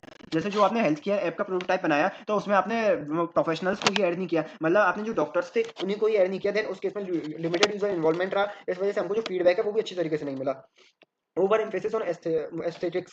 Sometimes there is a tendency to focus exclusively on visual aspects of the prototype, neglecting the underlying functionalities. आपने जो product की जो main spirit थी, मतलब जो आपने प्रोडक्ट बनाया था वो इसलिए तो बनाया था कि आप कस्टमर की नीड्स को सेटिस्फाई कर सकें, बट आपने उन नीड्स पे तो ध्यान ही नहीं दिया, उन नीड्स के हिसाब से आपने प्रोडक्ट में नेसेसरी फंक्शंस ही ऐड नहीं किए, देन उस केस में जो आपका प्रोटोटाइप है वो अच्छे तरीके से डेवलप नहीं हो पाएगा। रियल वर्ल्ड सिनेरियोज की बात करते हैं। देखो रियल वर्ल्ड सिनेरियोज आपको Picture a scenario where a web application prototype showcase the sleek design but lack essentials for backend functionalities. This can result in disjoint the user experience while transiting to a fully development product. आपने कोई भी web application prototype बनाया, then उस case में आपका जो backend था, जो बैकएंड ही मजबूत नहीं था, आपने रियल वर्ल्ड सिनेरियोज को ही कंसीडर नहीं किया। आगे बढ़ते हैं, रेजिस्टेंस टू द चेंजेस। आपने जो प्रोटोटाइप एक बार बना दिया, आप रिजिड हो गए, उस प्रोटोटाइप को आप चेंज ही नहीं कर रहे on the basis of the user feedback, उसको बोलते हैं रेजिस्टेंस टू चेंजेस। अब changes in the agile development, agile development में क्या चैलेंजेस आते हैं हमको? Adapting to the agile culture, agile culture को एडप्ट करने में आपको देखो, transitioning to the agile often involves the cultural shift with an organisation, team members and stakeholder constraint to the traditional method may find it challenging to embrace the collaborative and adaptive culture promoted by the agile. Agile में हमने सुना था, agile में हमने पढ़ा था कि agile methodology में हम एक कोलैबोरेटिव कल्चर एडप्ट करते हैं, हम वेरियस ऑर्गेनाइजेशन से अपना कोलैबोरेशन करते हैं। देन अगर आपके जो ऑर्गेनाइजेशन में ट्रेडिशनल लोग हैं, तो वो इस चीज से कंस्ट्रेंट रहते हैं, दूर भागते हैं कि हम कोलैबोरेशन नहीं करेंगे, हम चीजेस को अडॉप्ट नहीं करेंगे। Managing the change priority, agile में जो प्रायोरिटीज होती है वो आपकी चेंज होती है, changing as per the changing environment. लेकिन आपकी जो ऑर्गेनाइजेशन में काम करने वाले एम्प्लॉइज हैं, वो रेस्ट्रिक्ट टू चेंज होते हैं, वो चेंजेस को आपको अडॉप्ट ही नहीं करना चाहते। ये हमारा चैलेंजेस आता है, challenges to the agile methodology. Maintaining the consistent quality, आप rapid development cycle in the agile sometime lead to maintaining the consistent product quality. क्या हुआ कि आपने चेंज कर रहे हो आप as per the changing market condition, but आप इस चेंज में ये भूल गए कि जो आपकी जो क्वालिटी है वो आपकी डिग्रेड होनी स्टार्ट हो गई। मतलब आप चेंज कर रहे हो कस्टमर की फीडबैक के हिसाब से, लेकिन आप इतना जल्दी जल्दी चेंजेस को कर रहे हो कि आप उसकी क्वालिटी को टेस्ट ही नहीं कर पा रहे। जैसे आपने कोई भी प्रोडक्ट डेवलप किया, आप उसको चेंजेस कर रहे हो एज पर द कस्टमर की रिक्वायरमेंट, लेकिन आप उस चेंजेस को आप यही ध्यान नहीं रख पा रहे कि उस चेंजेस से कुछ नुकसान भी हो रहा है, उसकी क्वालिटी डिग्रेड हो रही है प्रोडक्ट की। Balancing the flexibility and structure, strike the right balance between the flexibility and structure is crucial. Too much rigidity can shift the innovation, while the excessive flexibility may lead to the overall project cost. देखो ये एक MCQ भी बना था कि आप अगर ज्यादा रिजिडिटी का अप्लाई करेंगे और ज्यादा फ्लेक्सिबिलिटी अप्लाई करेंगे, तो दोनों ही आपके जो स्टार्टअप है दोनों ही हार्मफुल है, क्योंकि आप ज्यादा फ्लेक्सिबल हो जाएंगे, देन आपका जो प्रोडक्ट है वो उसमें टू मच एक्सेसिव आप चेंजेस कर लेंगे, जो कि आपके ओवरऑल प्रोजेक्ट को खत्म कर देगा।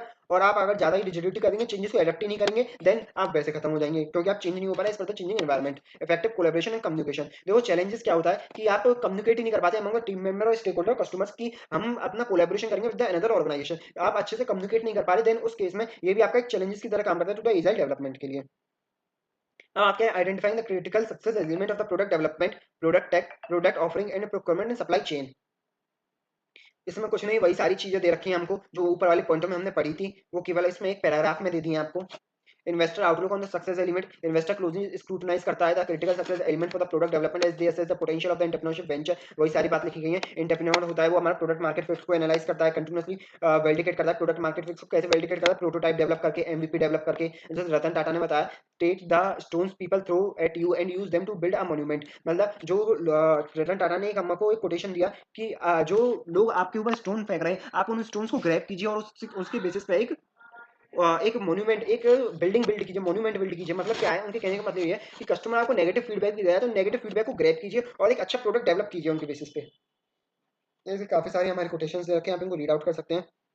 Investor analysis of the product, देखो कोई भी इन्वेस्टर जब नया प्रोडक्ट मार्केट में लॉन्च करता है, तो वो काफी सारे एनालिसिस करता है, जो हमने ऊपर सारी पॉइंट्स पढ़े उन्हीं की समरी दे रखी है। ये मार्केट को वैलिडेट करता है, मार्केट को कैसे वैलिडेट करेगा कि एक एमवीपी डेवलप करेगा, प्रोटोटाइप डेवलप करेगा, basic version of product develop करेगा, clear product and definition and goals, अपने प्रोडक्ट के बारे में क्लियरली कम्युनिकेट करेगा टू द कस्टमर्स को।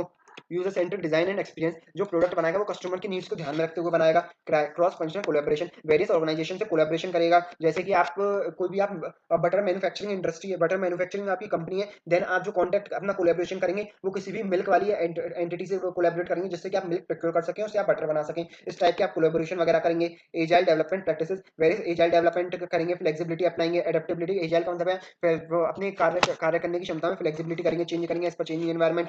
Quality assurance and testing, regularly अपनी जो प्रोडक्ट की क्वालिटी है उसको टेस्ट करेंगे, वो एश्योरेंस करेंगे। स्केलेबिलिटी, अपनी जो ऑर्गेनाइजेशन है उसका स्केल बढ़ाएंगे, depend upon the resources available, जितना आपका पोटेंशियल है उसके हिसाब से आप डेवलपमेंट करेंगे। गो टू मार्केट स्ट्रेटजी अपनाएंगे, action plan that specify how the company will reach target customer. ये एक स्ट्रेटजी होती है जिससे कि एंटरप्रेन्योर डिफाइन करता है वो अपने कस्टमर के थ्रू कैसे रीच करेगा, किस हिसाब से वो रीच करेगा। गोइंग टू मार्केट स्ट्रेटजी अपनाएंगे, इस हिसाब से आप देखेंगे market validation, clear the product definition, goal user centric approach करेंगे, क्रॉस फंक्शनल कोलैबोरेशन करेंगे, agile development, quality testing, scalability, go to market strategy. ये सारे हमारे चीजें हैं जो कि हमारा एंटरप्रेन्योर एनालाइज करेगा before launching a product to the market. Understanding the product technology, product offering and procurement and supply chain. आपको एक एग्जांपल बताते हैं हम, एक स्टोरी थी हमारी कॉपलिंग की, कपेंग की एक स्टोरी थी जिसको हम बोलते हैं Amazon of South Korea. South Korea के हमारा अमेजोन था, कपेंग की स्टोरी, इस स्टोरी को आप एक बार रीड कर सकते हैं। ये याद रखें, कपेंग को हम बोलते हैं Amazon of South Korea. Building a strong tech for product, strong tech कैसे डेवलप करें अपने प्रोडक्ट का। अब स्ट्रॉन्ग टेक मतलब टेक्नोलॉजिकल बेस कैसे डेवलप करें अपने किसी भी प्रोडक्ट का। देखो clarify the vision, clearly define कर अपने vision of the product and outlining the purpose and the target of the audience. अपने प्रोडक्ट का जो अपने ऑर्गेनाइजेशन का विजन है उसको क्लियरली कम्युनिकेट करें to the customers. Assemble the team, skilled team. अपनी जो ऑर्गेनाइजेशन है, अपना जो स्टार्टअप है, उसमें जो आप टीम अपॉइंट करें वो हाईली स्किल्ड टीम को अपॉइंट करें। चूज द स्केलेबल टेक्नोलॉजीज, मतलब scalable technology various AI tools है उनका इस्तेमाल करें। Prioritise the security management, integrate the robust security protocols to the user data and maintain the integrity of the system. अपने जो system है उसकी इंटीग्रिटी को मेंटेन करें। Agile development methodology implement the continuous monitoring, continuous monitor करें। Product offering, product offering की बात करें, product offering refers to combination the product that the business provide to meet the needs and want of the customer. मतलब जो product offering का मतलब क्या है, अपने प्रोडक्ट को कस्टमर को ऑफर करना है जिससे कि वो अपनी नीड्स एंड डिमांड्स को फुलफिल कर सके। अब देखो general element the entrepreneur should consider the product offering. अपने प्रोडक्ट को कस्टमर को ऑफर करते समय क्या क्या बातों का ध्यान रखना चाहिए। एसेंशियल फीचर, आपके प्रोडक्ट में एसेंशियल फीचर्स होनी चाहिए जो कि कस्टमर की रिक्वायरमेंट्स हैं। वो फिर आता है सेटलर ब्रांड इमेज। आप अपने प्रोडक्ट की कोई एक ब्रांड इमेज बनाएं in the eyes of customer. जैसे कि हमारे एप्पल ने अलग ही अपनी वो ब्रांड इमेज बना रखी है in the eyes of the customer, इस हिसाब की ब्रांड इमेज बनाएं। एफोर्डेबल इनोवेशन, इनोवेशन मतलब कि क्या है, आप पतंजलि का एग्जांपल लीजिए। पतंजलि ने क्या किया, जो अपने हमारे रेगुलर प्रोडक्ट्स थे उन्हीं को ही एक इनोवेटिव तरीके से मार्केट में लॉन्च किया। एफोर्डेबल इनोवेशन का एक गुड एग्जांपल है। इनोवेटिव तरीके से कैसे लॉन्च किया, उन्होंने कहा कि वो विदेशी को भगाओ और स्वदेशी अपनाओ। मतलब जो प्रोडक्ट्स थे उन्होंने विद इन इंडिया को प्रोड्यूस किया। जो हमारे आउटसाइड इंडिया में प्रोड्यूस होने वाले प्रोडक्ट थे, जो फॉरेन कंपनीज प्रोड्यूस कर रही थी, उनको विद इन इंडिया में प्रोड्यूस करके एक नया इनोवेटिव वे किया टू लॉन्च द प्रोडक्ट। इस टाइप से अपने प्रोडक्ट को ऑफर कीजिए। अट्रैक्टिव पैकेजिंग, आपने देखा होगा कोई भी अट्रैक्टिव कोई भी प्रोडक्ट है वो अंदर से बेहतर अच्छा ना हो, लेकिन उसकी पैकिंग अट्रैक्टिव होती है तो कस्टमर जल्दी पकड़ता है। इस टाइप से आप पैकेजिंग कीजिए उस प्रोडक्ट की। Comprehensive support and services, after sale services provide कीजिए to the customers. Procurement for product development, आप जो प्रोक्योरमेंट का मतलब क्या है, procurement often overlooked in the strategic importance. अब मतलब क्या है प्रोक्योरमेंट का मतलब होता है अपना जो आप रॉ मटेरियल प्रोक्योर करते हैं टू डेवलप द प्रोडक्ट, उसके बारे में जो स्ट्रेटेजीज हैं वो है हमारी ये सोर्सिंग द क्वालिटी मटेरियल। जो भी आप रॉ मटेरियल प्रोक्योर करें वो क्वालिटी का रॉ मटेरियल प्रोक्योर करें जिससे कि आप जो फाइनल गुड्स है वो भी अच्छी क्वालिटी का बने। कॉस्ट मैनेजमेंट, कॉस्ट मैनेजमेंट मतलब है ये स्ट्रेटेजिक प्रोक्योरमेंट अप्रोच, मतलब प्रोक्योरमेंट आप इस हिसाब से करें जिससे कि आपकी जो कॉस्ट है वो मिनिमम कॉस्ट आए, minimum cost plus maximum quality का जो आप इनपुटर्स को प्रोक्योर करें। Supply chain efficiency, procurement is an integral to ensure the smooth and efficient supply chain. It in the consumer electronics sector, company like Samsung emphasis on the well orchestrated procurement process to secure the component for the smartphone and other devices। मतलब supply chain efficiency का मतलब क्या है, आप जो भी आपका जो प्रोडक्ट आप फाइनल बना रहे हैं उसके लिए जो भी इनपुट आप प्रोक्योर कर रहे हैं उसमें आप जो जो जिस भी सप्लाई चेन से आप प्रोक्योर करें उसमें काफी ज्यादा हाई लेवल की एफिशिएंसी होनी चाहिए। मतलब मिनिमम कॉस्ट में मैक्सिमम क्वालिटी वाला आप आउटपुट वो इनपुट प्रोक्योर करें। Risk mitigation, procurement professional assess and mitigate the risk associated with the supply chain. देखो कई बार क्या होता है सप्लाई चेन में रिस्क मतलब क्या होता है, आप जैसे इनपुट प्रोक्योर करते हैं उसमें काफी सारे रिस्क एसोसिएटेड होते हैं, तो उन रिस्क को मिटिगेट करने के लिए स्ट्रेटजीज डेवलप करें। जैसे कंपनीज लाइक एचएएल ने strategically diverse suppliers for critical components. The proactive approach minimises the impact of the potential disruption such as geographical tensions and affecting the availability of the specific material. जैसे HAL आप जानते हैं एक defence की company है, इसने क्या किया, अपने जो उसके क्रिटिकल कंपोनेंट है उसमें काफी सारा रिस्क लगा रहता था, जैसे कि ज्योग्राफिकल टेंशंस वगैरह होती थी, तो उसके जो इनपुट्स थे वो कैप्चर नहीं कर पा रही थी, तो इस वजह से उसने काफी सारी एक strategy, proactive strategy approach apply किया जिससे कि उसका जो रिस्क था वो मिटिगेट हो गया। सप्लाई रिलेशनशिप, अपने सप्लायर से रिलेशनशिप डेवलप कीजिए। जो कि आपको इनपुट्स प्रोवाइड करा रहा है उससे एक रिलेशनशिप डेवलप कीजिए। अब जैसे नेस्ले ने एक रिलेशनशिप डेवलप कर दिया विद द एग्रीकल्चर सेक्टर, जो कि उनको प्रोवाइड करते हैं Coca and raw coffee beans provide करते हैं, उनसे एक उन्होंने रिलेशनशिप डेवलप कर रखी है जिससे कि उनको हाई क्वालिटी के जो इनपुट्स हैं वो मिलते हैं। रेगुलेटरी कंप्लाइंस, प्रोक्योरमेंट के दौरान जितने भी आपके रेगुलेटरी कंप्लाइंस है उसको कंप्लाई कीजिए। लाइक जैसे फार्मास्यूटिकल सेक्टर होता है उसमें क्या होता है, आप जो भी इनपुट प्रोक्योर करते हैं उसमें ज्यादातर रेस्ट्रिक्शंस होते हैं, ज्यादातर कंप्लाइंस आपको फुलफिल करने पड़ते हैं गवर्नमेंट के, तो उन कंप्लाइंसेस को रेगुलरली फुलफिल करते रहिए to procure the inputs.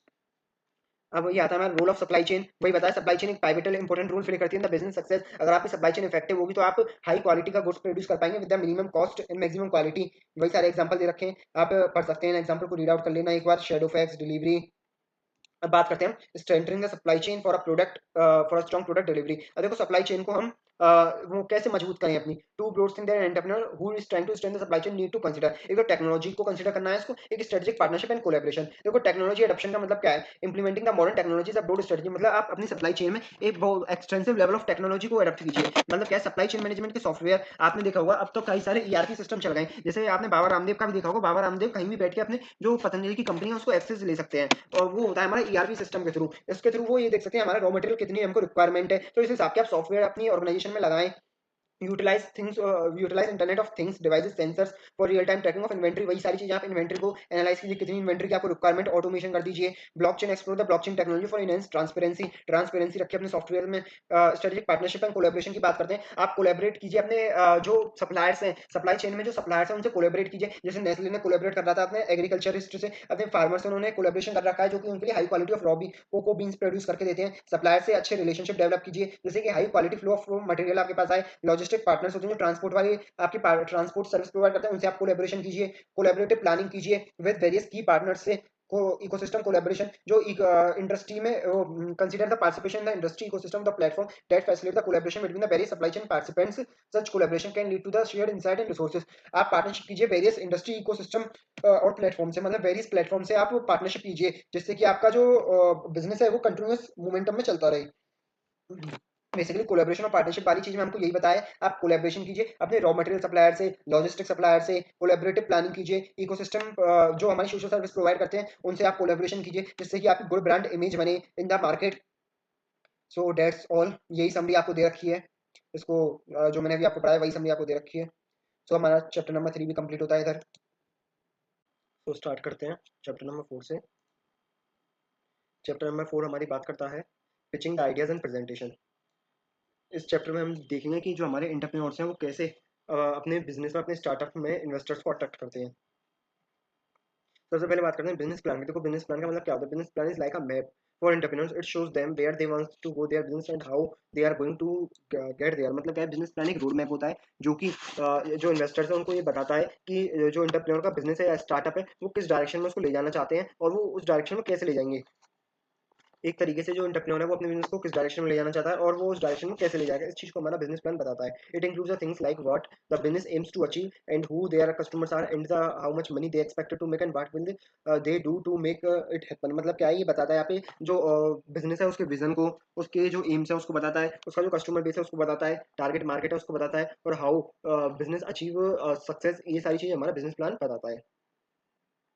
Examples दे रखे हैं आपको, जैसे कि फ्लिपकार्ट ई कॉमर्स जिएंट है that reshape the India's retail landscape. इसके बारे में आप रीड आउट कर सकते हैं। अब बात करते हैं पिच डेक की। पिच डेक का मतलब क्या होता है? Pitch deck is a like and visually engaged presentation that the entrepreneur uses to pitch their business ideas to the potential investor or the stakeholder। देखो पिच डेक का मतलब क्या होता है? पिच डेक का मतलब होता है, पिच डेक का मतलब होता है जो हमारा एंटरप्रेन्योर होता है वो अपने बिजनेस में, अपने स्टार्टअप में एंटरप्रेन्योर्स को, अपने स्टार्टअप में जो इन्वेस्टर्स को अट्रैक्ट करता है वो अट्रैक्ट करता है थ्रू एक प्रेजेंटेशन के जरिए से। मतलब एक प्रेजेंटेशन के जरिए से वो अपने बिजनेस में वो इन्वेस्टर्स को अट्रैक्ट करता है। उस प्रेजेंटेशन को ही हम बोलते हैं पिच डेक। पिच डेक का मतलब है कि कैसे हमारा जो एंटरप्रेन्योर है वो अपने बिजनेस में इन्वेस्टर्स को अट्रैक्ट करेगा, उस तरीके को, उस तौर तरीके को हम बोलते हैं पिच डेक। लिखा भी हुआ है, pitch deck is succinct and visually engage presentation. Visually engage एक प्रेजेंटेशन होती है जिसमें कि एंटरप्रेन्योर यूज करता है टू पिच। पिच मतलब बुलाता है their business ideas to the potential investor और द स्टेक होल्डर्स को अट्रैक्ट करता है उससे, उसको हम बोलते हैं पिच डेक। आगे बात करते हैं ड्राफ्टिंग का बिजनेस प्लान। बिजनेस प्लान में हमने देखा बिजनेस प्लान एक हमारा रोड मैप है जो बताता है कि बिजनेस को किस डायरेक्शन में वो एंटरप्रेन्योर ले जाना चाहता है और वो उस डायरेक्शन में कैसे ले जाएगा। बेसिकली बिजनेस के एम्स वगैरह को बताता है हमारा बिजनेस प्लान। अब हम बात करते हैं कि component of the business plan क्या क्या होते हैं। तो component of the business plan में सबसे पहली बात आती है हमारी एग्जीक्यूटिव समरी की। देखो एग्जीक्यूटिव समरी हमको बताती है, एक स्नैपशॉट प्रोवाइड कराती है on the entire business summarising the key aspect such as business concept market opportunity. मतलब एक ये स्नैपशॉट देती है हमको, मतलब एक कंप्रेहेंसिव व्यू, एक हम समरी टाइप का व्यू देती है हमको बिजनेस के बारे में कि इसके कौन कौन से की रिसोर्सेज हैं, कौन कौन से की एक्टिविटीज हैं और कौन सी मार्केट को ये बिजनेस अट्रैक्ट करेगा, अपॉर्चुनिटीज क्या है, लैंडस्केप क्या है, कॉम्पिटिटिव, ये सारी चीजें हमारी एग्जीक्यूटिव सोनी बताएगी। अब बात करते हैं कंपनी का डिस्क्रिप्शन। ये इस कंपोनेंट में बिजनेस प्लान के में इसमें हम बताते हैं कि कंपनी के बारे में डिस्क्रिप्शन, उसका कंपनी का mission, vision, goals, objective, core competencies, market analysis. Conducting through a market research is a crucial to understanding the industry landscape, target market demographic, market trend and competitive analysis. मतलब market analysis जो ये component है इसमें हम बताते हैं कि हमारे मार्केट में प्रोडक्ट की क्या डिमांड है। वेरियस मार्केट एनालिसिस की जो टेक्निक्स होती है उनके हिसाब से हम अपना आउटपुट निकाल के देते हैं, उसको हम बोलते हैं मार्केट एनालिसिस। कि मार्केट में हमारी क्या डिमांड है, क्या हमारा शेयर है मार्केट में, प्रोडक्ट एंड सर्विसेज। इसमें हम बताते हैं कि हमारी जो कंपनी है वो कौन कौन से प्रोडक्ट एंड सर्विसेज ऑफर करती है इन द कॉम्पिटिटिव मार्केट। अब बात करते हैं मार्केटिंग एंड सेल्स स्ट्रेटजी। इस कंपोनेंट में हम बताते हैं कि हमारी बिजनेस की क्या मार्केटिंग और सेल्स स्ट्रेटजी रहेंगी। ऑपरेशन प्लान में हम बताते हैं कि हमारे डे टू डे ऑपरेशन जो होते हैं उनको हम कैसे मैनेज करते हैं, सप्लाई चेन मैनेजमेंट को कैसे मैनेज करते हैं, मतलब डे टू डे एक्टिविटीज को हम कैसे मैनेज करते हैं, उस चीज के बारे में हम बताते हैं ऑपरेशन प्लान में। मैनेजमेंट एंड ऑर्गेनाइजेशन में हम बताते हैं कि हमारा जो मैनेजमेंट है वो हाईली स्किल्ड लोगों से कंप्रोमाइज करता है। मतलब हमारी मैनेजमेंट में किस टाइप के लोग हैं, उनकी क्या क्या स्किल्स हैं, क्या रिस्पॉन्सिबिलिटी है, क्या रोल्स हैं उनके। फाइनेंशियल प्लान में हम बताते हैं अपने financial projection including the revenue projection, expense estimation, cash flow वगैरह, इन सब के बारे में हम अपने फाइनेंशियल प्लान में बताते हैं। हमारे कंपोनेंट्स आते हैं अपने बिजनेस प्लान के। और देखो बिजनेस प्लान का एक एग्जांपल दे रखा है फिन ट्रेंड का, आप इसको पढ़ भी सकते हैं, इसको रीड आउट कर सकते हैं। फिर आगे बढ़ते हैं हम। ऐसे गेम जीनियस का हमको बिजनेस प्लान के कंपोनेंट्स के बारे में बताया गया है। इसके आगे बढ़ते हैं हम। मार्केटिंग अ पिच डेक, वो मेकिंग अ पिच डेक। अब पिच डेक मतलब एक प्रेजेंटेशन जो कि हमारे इन्वेस्टर्स को अट्रैक्ट करेगी, उसको कैसे बनाया जाए। इसमें बात आती है creating a effective pitch deck requires the combination of the following skill. क्या क्या स्किल चाहिए, कंटेंट डेवलपमेंट। सबसे पहले आपको प्रेजेंटेशन के लिए, आप देखते होंगे कोई प्रेजेंटेशन आपको तैयार करने, तो आपको सबसे पहले उसके लिए कंटेंट चाहिए होता है। आपको कॉम्प्लेक्स आइडिया को क्लियर तरीके से आपको जो कम्युनिकेट करना होता है थ्रू द प्रेजेंटेशन, वो नाम है कंटेंट डेवलपमेंट। विजुअल डिजाइन, आपको इस तरीके की विजुअल डिजाइन रखें, इस तरीके के विजुअल्स एंड इफेक्ट्स का यूज करना है, जिससे कि जो आपकी स्लाइड्स है वो अट्रैक्टिव लगे, जिससे कि जो हमारे इन्वेस्टर्स हैं वो आपके बिजनेस की तरफ अट्रैक्ट हो। और आप जब भी अपनी प्रेजेंटेशन दें तो लाइक अ स्टोरी टेलिंग की तरह आप उसको प्रेजेंट करें, मतलब एक नैरेटिव वे में प्रेजेंट करें, एक मनोरंजनात्मक तरीके से आप प्रेजेंट करें, जिससे कि जो आपके इन्वेस्टर्स हैं आपके बिजनेस में इन्वेस्ट करने के लिए अट्रैक्ट हो। डाटा एनालिसिस, साथ ही साथ आप प्रेजेंटेशन जब भी अपनी दें अपने बिजनेस के ऊपर, देन इन्वेस्टर्स को आप अपने डेटा एनालिसिस करके भी बताएं कि हमारा जो आज की डेट में डेटा ये है और फ्यूचर में हमारा जो डेटा है, हमारे फिगर्स है, मार्केटिंग फिगर्स, वो क्या क्या रहेंगे। कम्युनिकेशन, आप क्लियर एंड स्ट्रॉन्ग कम्युनिकेशन, आपकी क्लियर कम्युनिकेशन होनी चाहिए to the customer, to the investors while making a pitching deck. 9 question that every pitch deck needs to answer, मतलब जब भी आप प्रेजेंटेशन दे रहे हैं अपनी टू द इन्वेस्टर, देन आपको कौन-कौन से क्वेश्चनों का जवाब देना पड़ेगा। सबसे पहले आपको इन्वेस्टर को बताना पड़ेगा what was the problem and how the product and services will solve such a problem, how you are solving the problem, हमारे प्रोडक्ट कैसे सॉल्व करेंगे, हमारा बिजनेस मॉडल क्या है, मार्केटिंग स्ट्रेटजी क्या है, हमारी टीम क्या है, और current financials and future realistic questions, and how much ask from the investor, हम कितनी उनसे आस्क कर रहे हैं, कितना फंड उनसे रिक्वायर कर रहे हैं इन्वेस्टर से। अब बात करते हैं टीएएम की, कुछ हमारी की टर्म्स है उनके बारे में जानना जरूरी है, जैसे कि TAM total addressable market, total addressable market represent करते हैं टोटल मार्केट डिमांड की of product and service, measure in terms of revenue की टर्म्स में वो मीजर की जाती है। If the company were to capture 100% of the market, अगर कंपनी टोटल एड्रेसेबल मार्केट का मतलब क्या है कि आपकी जो प्रोडक्ट एंड सर्विसेज की जो टोटल डिमांड है इन मार्केट में इन टर्म्स ऑफ रेवेन्यू के टर्म में, अगर आपकी जो कंपनी है वो 100% मार्केट को एक्वायर कर लेगी तो उसको हम बोलते हैं टोटल एड्रेसेबल मार्केट। अब बात करते हैं सेम की। सेम का मतलब क्या होता है, सेम एक सबसेट है टेम का, मतलब रिप्रेजेंट करता है ये उस पोर्शन को जो कि हमारी जो कंपनी है उसके गुड्स एंड सर्विसेज एक्चुअली में जो मार्केट में एक्वायर कर सकते हैं। मतलब ये तो हमारी एक तरीके से फिक्शनल हो गई, टीएम हमारी फिक्शनल है, सेम हमारी रियलिस्टिक है, मतलब रियलिस्टिक टारगेट है जो हमारा प्रोडक्ट एंड सर्विसेज का, जो कि हमारी जो स्टार्टअप या फिर एंटिटी है वो अचीव कर सकती है इन द मार्केट में।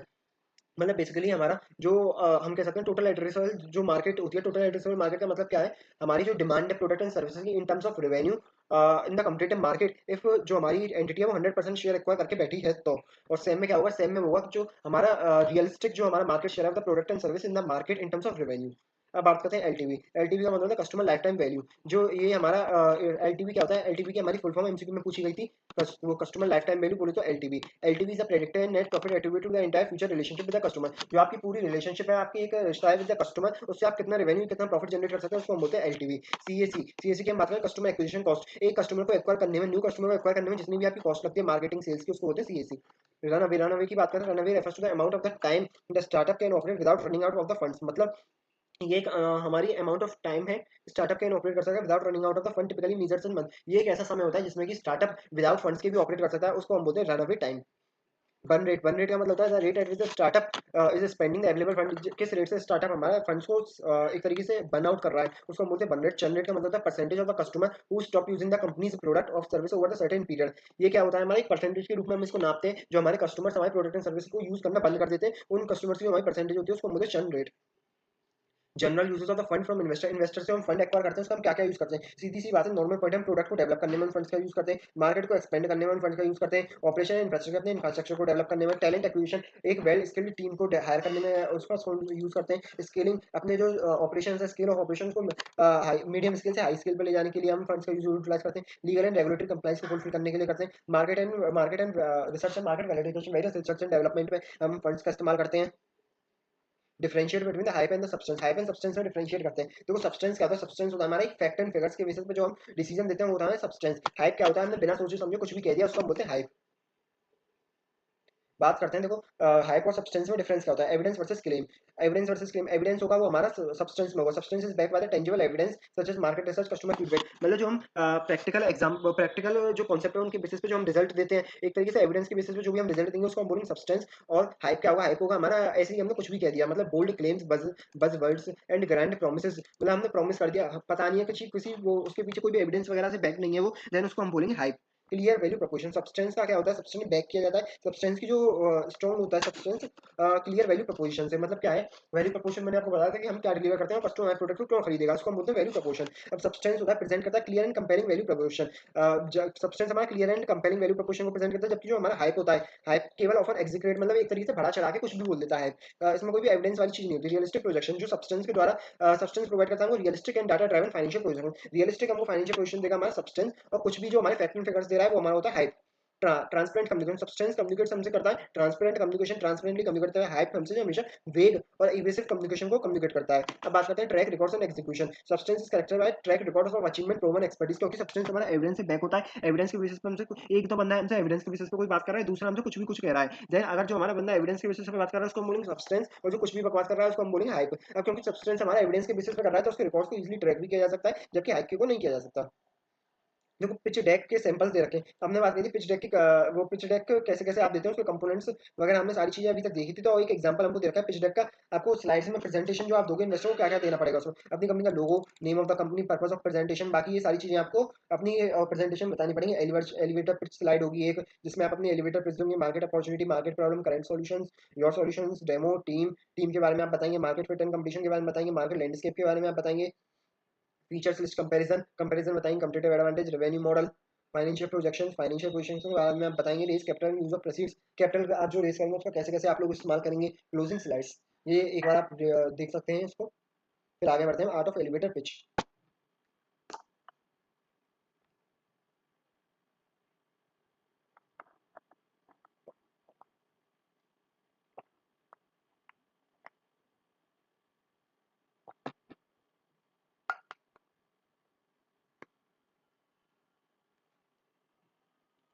बात करते हैं art of elevator pitch. Elevator pitch मैंने आपको पहले लेक्चर्स में बताया कि एलिवेटर पिच का मतलब होता है ऐसी पिच, ऐसी जो हमारी पिच होती है जो कि 30 सेकंड से 2 मिनट तक चलती है, उस पिच को हम बोलते हैं एलिवेटर पिच। मतलब बहुत ही फास्ट तरीके से जो हम इन्वेस्टर को पिचिंग करते हैं उसको बोलते हैं एलिवेटर पिच।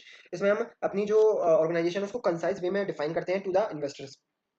अब बात करते हैं हम जो एलिवेटर पिच होती है, एक शॉर्ट एंड कंसाइज तरीके में अपनी ऑर्गेनाइजेशन वाले इन्वेस्टर को बताना, उसी को बोलते हैं एलिवेटर पिच। ये हमारी जो 30 सेकंड से 2 मिनट तक चलती है। एलिवेटर पिच के हमको एग्जांपल दे रखे हैं, अर्बन अर्बन कैप का, पॉलिसी बाजार का, ये सारे एग्जांपल हैं। आगे बढ़ते हैं, three Cs of elevator pitch. ये हमारा एमसीक्यू में पूछा था, what are the three Cs of elevator pitch? Clarity, confidence and compelling. Clarity का मतलब है आपकी एलिवेटर पिच क्लियर होनी चाहिए, क्लियर एंड कस्टमर वो इन्वेस्टर्स हैं वो क्लियरली समझ में आना चाहिए आप क्या बता रहे हैं। आप जो भी इन्वेस्टर्स को बताएं वो अपने कॉन्फिडेंस के साथ उनको प्रेजेंट करें। आप अपने बिजनेस के बारे में जब भी इन्वेस्टर को प्रेजेंट करें तो कॉन्फिडेंटली उसको प्रेजेंट करें। कंपेलिंग, कंपेलिंग मतलब परसुएसिव नेचर की आपकी पिच होनी चाहिए, इन्वेस्टर को आप परसुएट करें कि आप आए हमारी कंपनी में इन्वेस्ट करें, that is the compelling nature. अब clarity, confidence and compelling, three Cs of elevator pitch. Once the three Cs are ready the pitch further cover the following expect, क्या क्या एक्सपेक्ट कवर होंगे? Problem statement, problem statement में आप बताएंगे उनको कि what are the, मतलब अब एक तो थ्री सीज होते हैं हमारे एलिवेटर पिच के, और इसके अलावा हमको क्या क्या चीजें ध्यान रखनी चाहिए वाइल पिचिंग। पिचिंग के दौरान हमको ध्यान रखना चाहिए इन्वेस्टर्स को बताएं कि मार्केट में प्रॉब्लम क्या थी, कस्टमर्स को प्रॉब्लम क्या थी, उस प्रॉब्लम के बारे में आप बताएं। देन उसका सॉल्यूशन बताएं कि हमारे प्रोडक्ट एंड सर्विस ने कैसे उस प्रॉब्लम को सॉल्व किया। वैल्यू प्रोपोर्शन बताएं कि कस्टमर हमारे प्रोडक्ट को क्यों खरीदेगा, उस चीज के बारे में बताएं। ट्रांजेक्शन एंड प्रूफ, कुछ आप कुछ तो फैक्ट्स एंड फिगर इन्वेस्टर्स के सामने प्रेजेंट करें जिससे कि उनको यकीन हो कि आप जो करें वो सच है। अब कॉल टू एक्शन, आखिरी में अपनी पिच को क्लियर एंड कंसाइज वे में उन इन्वेस्टर से कम्युनिकेट करने के बाद उनसे आप अपनी जो फंड्स है उसकी रिक्वायरमेंट करें, उनको फाइनल पिच दें। कॉल टू एक्शन, सबसे पहले आप प्रॉब्लम स्टेटमेंट बताएंगे, सॉल्यूशन बताएंगे, वैल्यू प्रोपोर्शन, वो प्रूफ बताएंगे, देन कॉल टू एक्शन, आप फाइनली उनसे फंड्स की रिक्वायरमेंट करेंगे। Learning the art of elevator pitch. देखो learning the art of elevator pitch का मतलब क्या है? It is an art form. Elevator pitch होती है जो हमारी एक आर्ट की तरह होती है, जिससे को इसमें जो आपका इफेक्ट होता है वो 30 सेकंड से 2 मिनट तक का होता है। अगर आपने इसमें शॉर्ट एंड कंसाइज वे में अपनी जो पिच है उसको अच्छे से प्रेजेंट कर दिया, देन आपकी कंपनी में इन्वेस्टर इन्वेस्ट कर देंगे। मास्टर पीस होता है, waiting to be painted with your words, your passion, your vision, imagine yourself as a storyteller. Storyteller का बहुत इंपॉर्टेंस होता है इसमें, एक नैरेटिव वे में आपको अपनी जो पिच है उसको डिस्क्राइब करना पड़ेगा to the investor. Art of convincing, convincing आपको इन्वेस्टर्स को कन्विंस करना पड़ेगा वेरियस तरीके से, उनके सामने फैक्ट एंड फिगर रख के, जो एक्चुअल रिजल्ट है उनको रख के।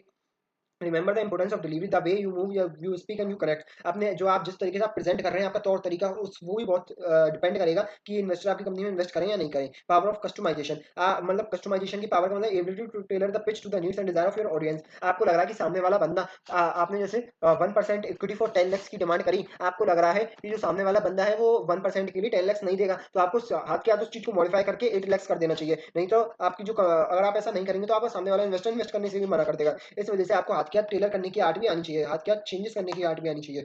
प्ले वो नंबर प्ले या क्रूशियल रोल, आपकी जो नंबर्स है, फैक्ट्स एंड फिगर्स है, वो भी एक बहुत इंपॉर्टेंट रोल प्ले करते हैं। तो it is about building the relationship, fostering the connection, laying the foundation for the future collaboration in the partnership. इसलिए आपको बहुत ही अच्छे तरीके से नैरेटिव तरीके से अपनी जो प्रेजेंटेशन है वो अपने इन्वेस्टर के सामने रखनी है। वही सारी चीजें देखें, rules and step of the pitching the idea. Pitching the idea to the investor a crucial step, आप सभी जानते ही हैं। अब इन्वेस्टर के सामने आप अपनी जो पिच है उसको रखेंगे तो आपको क्या क्या चीजें ध्यान में रखनी चाहिए। नो योर ऑडियंस, आपको सबसे पहले अपने इन्वेस्टर्स के बारे में जानना चाहिए। जैसे आप शार्क टैंक में जा रहे हैं तो आपको पता होना चाहिए जो उधर अश्नीत ग्रोवर बैठा है कि वो सबसे ज्यादा सवाल पूछेगा आपसे, तो उसके बारे में आपको पता होना चाहिए। तो पहले से आप तैयार करके जाएं। इस हिसाब से हमारा जो नो योर ऑडियंस, अपने ऑडियंस को पहले ही जान लें। Focus on the problems and solution, आप फोकस करें कि what are the problems in the market and how our products are solving to such a problem. Highlight the market opportunity को हाईलाइट करें कि हमारे प्रोडक्ट एंड सर्विस मार्केट के लिए कितना बेनिफिशियल है, कितना ये रेवेन्यू अर्न कर सकता है। Show the transaction and validation, आप वेरियस तरीके से उसको वैलिडेट करके बताएं कि हमारा प्रोडक्ट उस प्रॉब्लम को सॉल्व करने के लिए कैसे सक्षम है। डेमोंस्ट्रेट द कंपीटिटिव एडवांटेज, हमारा जो प्रोडक्ट एंड सर्विसेज है वो मार्केट में कैसे कंपीटिटिव एडवांटेज अर्न कर सकता है उसको बताएं। क्लियर बिजनेस मॉडल, अपना बिजनेस मॉडल, आपका जो फ्रेमवर्क है जिसमें आप ऑपरेट करते हैं उसको बताएं। Address the risk and challenge, what are the risk, हमारे पोटेंशियल रिस्क क्या हो सकते हैं और हम उनको कैसे डील करेंगे उसको बताएं। हैव अ स्ट्रांग टीम, आप बताएं कि हमारी जो टीम है वो एक स्ट्रांग टीम है। और बताएं बी कंसाइज एंड एंगेजिंग, 10 से 15 मिनट में आप सारी जो अपनी प्रेजेंटेशन है उसको दें। कम लास्ट टू लास्ट 15 मिनट में आप अपनी प्रेजेंटेशन को कंप्लीट कर दें इन फ्रंट ऑफ इन्वेस्टर्स। अब फिर उनको जो क्वेश्चन आंसर है उनका जवाब दें। Follow up and build the relationship, then finally उनसे आप अपनी पिच डिमांड करें और उनसे अपनी रिलेशनशिप डेवलप करें। When pitching to your ideas to the customer, अब देखो हमने ये तो बात कही थी हम पिच कर रहे हैं टू द इन्वेस्टर, अब बात करें pitching your ideas to the customer. जब आप अपने आइडियाज को कस्टमर पे पिच कर रहे हैं, मतलब कस्टमर को रिप्रेजेंट कर रहे हैं अपनी एंटिटी को, अपने प्रोडक्ट एंड सर्विस को, तो आपको क्या क्या ध्यान में रखने वाली बात है। नो योर ऑडियंस, आपको अपनी ऑडियंस के बारे में जानना चाहिए। वही पॉइंट है, आपको अपने कस्टमर पोटेंशियल कस्टमर के बारे में जानना चाहिए। क्लियरली आप उनसे कम्युनिकेट करें। स्टोरी टेलिंग नैरेटिव वे में आप उनको प्रोडक्ट एंड सर्विस के बारे में बताएं। हाईलाइट डिफरेंशिएशन, अपने प्रोडक्ट एंड सर्विस, हमारे प्रोडक्ट कैसा differentiated to the other product उसको बताएं। एड्रेस ऑब्जेक्शन एंड कंसर्न्स को बताएं। सोशल प्रूफ, हमारी जो ऑर्गेनाइजेशन कैसे सोशल रिस्पॉन्सिबिलिटी में एक तरीके से योगदान कर रही है वो बताएं। Offer a clear call to action, ये बताएं। Listen and adopt, follow up, nurture and relationship, deliver and outstanding experience. मतलब वही सारी चीजें आपको बताई गई हैं कि आप अगर पिच करेंगे टू द कस्टमर देन आपको क्या क्या ध्यान में रखना चाहिए। आप अच्छे स्टोरी टेलिंग तरीके से बताएं, अच्छे तरीके से उनको समझाएं, लिसन करें, फॉलो अप एंड नर्चर, उनका फीडबैक वगैरह आप गैदर करें, डिलीवर करें outstanding experience throughout the pitching process. Strive to deliver an outstanding customer experience that exceed the expectations from the initial contact to the post purchase support. Aim to delight the customers at every touch point, मतलब customer को आप please मतलब एक तरीके से उत्साहित करें अपने प्रोडक्ट की तरफ। डिलीवर एंड आउटस्टैंडिंग एक्सपीरियंस, ये सारी चीजें हैं आपको ध्यान में रखनी है while pitching to the customers. देखो सेम सेम पॉइंट है कुछ तो। नो योर ऑडियंस, इसमें भी नो योर ऑडियंस, कम क्लियरली कम्युनिकेट करें, कंपटीटिव एडवांटेज, काफी सारे सिमिलर पॉइंट्स भी हैं। हाउ टू पिच इफेक्टिवली, कैसे आप पिच करें इफेक्टिवली। सबसे पहले अपना नाम बताएं, कंपनी का नाम बताएं, ब्रीफ डिस्क्रिप्शन दें। कोई ग्रेप द इमोशनल अटेंशन अपने ऑडियंस का पिच करें और अपना विजन बताएं। स्टोरी की तरह अपने नैरेटिव वे में रिप्रेजेंट करें। रेफरेंस दें कुछ लोगों का जिन्होंने आपकी कंपनी में इन्वेस्ट किया है। रियल अपॉर्चुनिटीज वगैरह के बारे में बताएं। एक कुछ प्लीजेंट सा जोक मारें जिससे कि सभी लोग आपकी तरफ अट्रैक्ट हों। लास्ट टू लास्ट 10 मिनट की प्रेजेंटेशन आपकी होनी चाहिए, अच्छे तरीके से आप प्रेजेंट करें। फिर डोंट शो द वीडियो वगैरह आप ज़्यादा इंकॉर्पोरेट ना करें अपनी प्रेजेंटेशन में। आर्ट ऑफ परसुएशन, परसुएशन की आर्ट आप सभी जानते हैं। आर्ट ऑफ परसुएशन का मतलब है कि अपने प्रोडक्ट एंड सर्विसेज की तरफ अपने कस्टमर्स को या इन्वेस्टर्स को अट्रैक्ट करना, परसुएट करना। Is a powerful skill that is indispensable for startup and entrepreneur navigating the competitive landscape of the business. मतलब आप पिचिंग जब कर रहे हैं टू द इन्वेस्टर्स को, देन आप उनको एक तरीके से परसुएट, एक तरीके से आप उनको एक वो कहते हैं ना अपने प्रोडक्ट की तरफ आकर्षित करें, उसको हम बोलते हैं persuade, persuasion. Art of persuasion आपके लिए बहुत ही इंपॉर्टेंट है। परसुएशन की आर्ट क्यों इंपॉर्टेंट है? सिक्योर फंडिंग, आपको फंडिंग सिक्योर करने के लिए फ्रॉम द इन्वेस्टर, कस्टमर्स को अट्रैक्ट करने के लिए, पार्टनरशिप बिल्ड करने के लिए, रिक्रूटिंग टैलेंट के लिए। इसलिए आपको हमारी आर्ट ऑफ परसुएशन काफी इंपॉर्टेंट है। मतलब किसी भी बंदे को अपनी तरफ आकर्षित करना, एक तरीके से दूसरे परसुएट मतलब धक्का देके हम समझ सकते हैं किसी भी चीज को हम जबरदस्ती उससे करवाएं, उसको हम बोलते हैं परसुएशन। रतन टाटा ने कहा कि was the instrumental in persuading investors stakeholders to support the expansion and diversification of the Tata group. Tata group का जो मेन डाइवर्सिफिकेशन है वो केवल रतन टाटा की आर्ट ऑफ परसुएशन की वजह से हुआ, क्योंकि वो परसुएट करते हैं इन्वेस्टर को, आप आइए हमारी कंपनी में इन्वेस्ट कीजिए। बाकी यही सारी बातें आपको लिखी गई हैं, कुछ एग्जांपल्स दे रखे हैं, इनको रीड आउट कर लेना।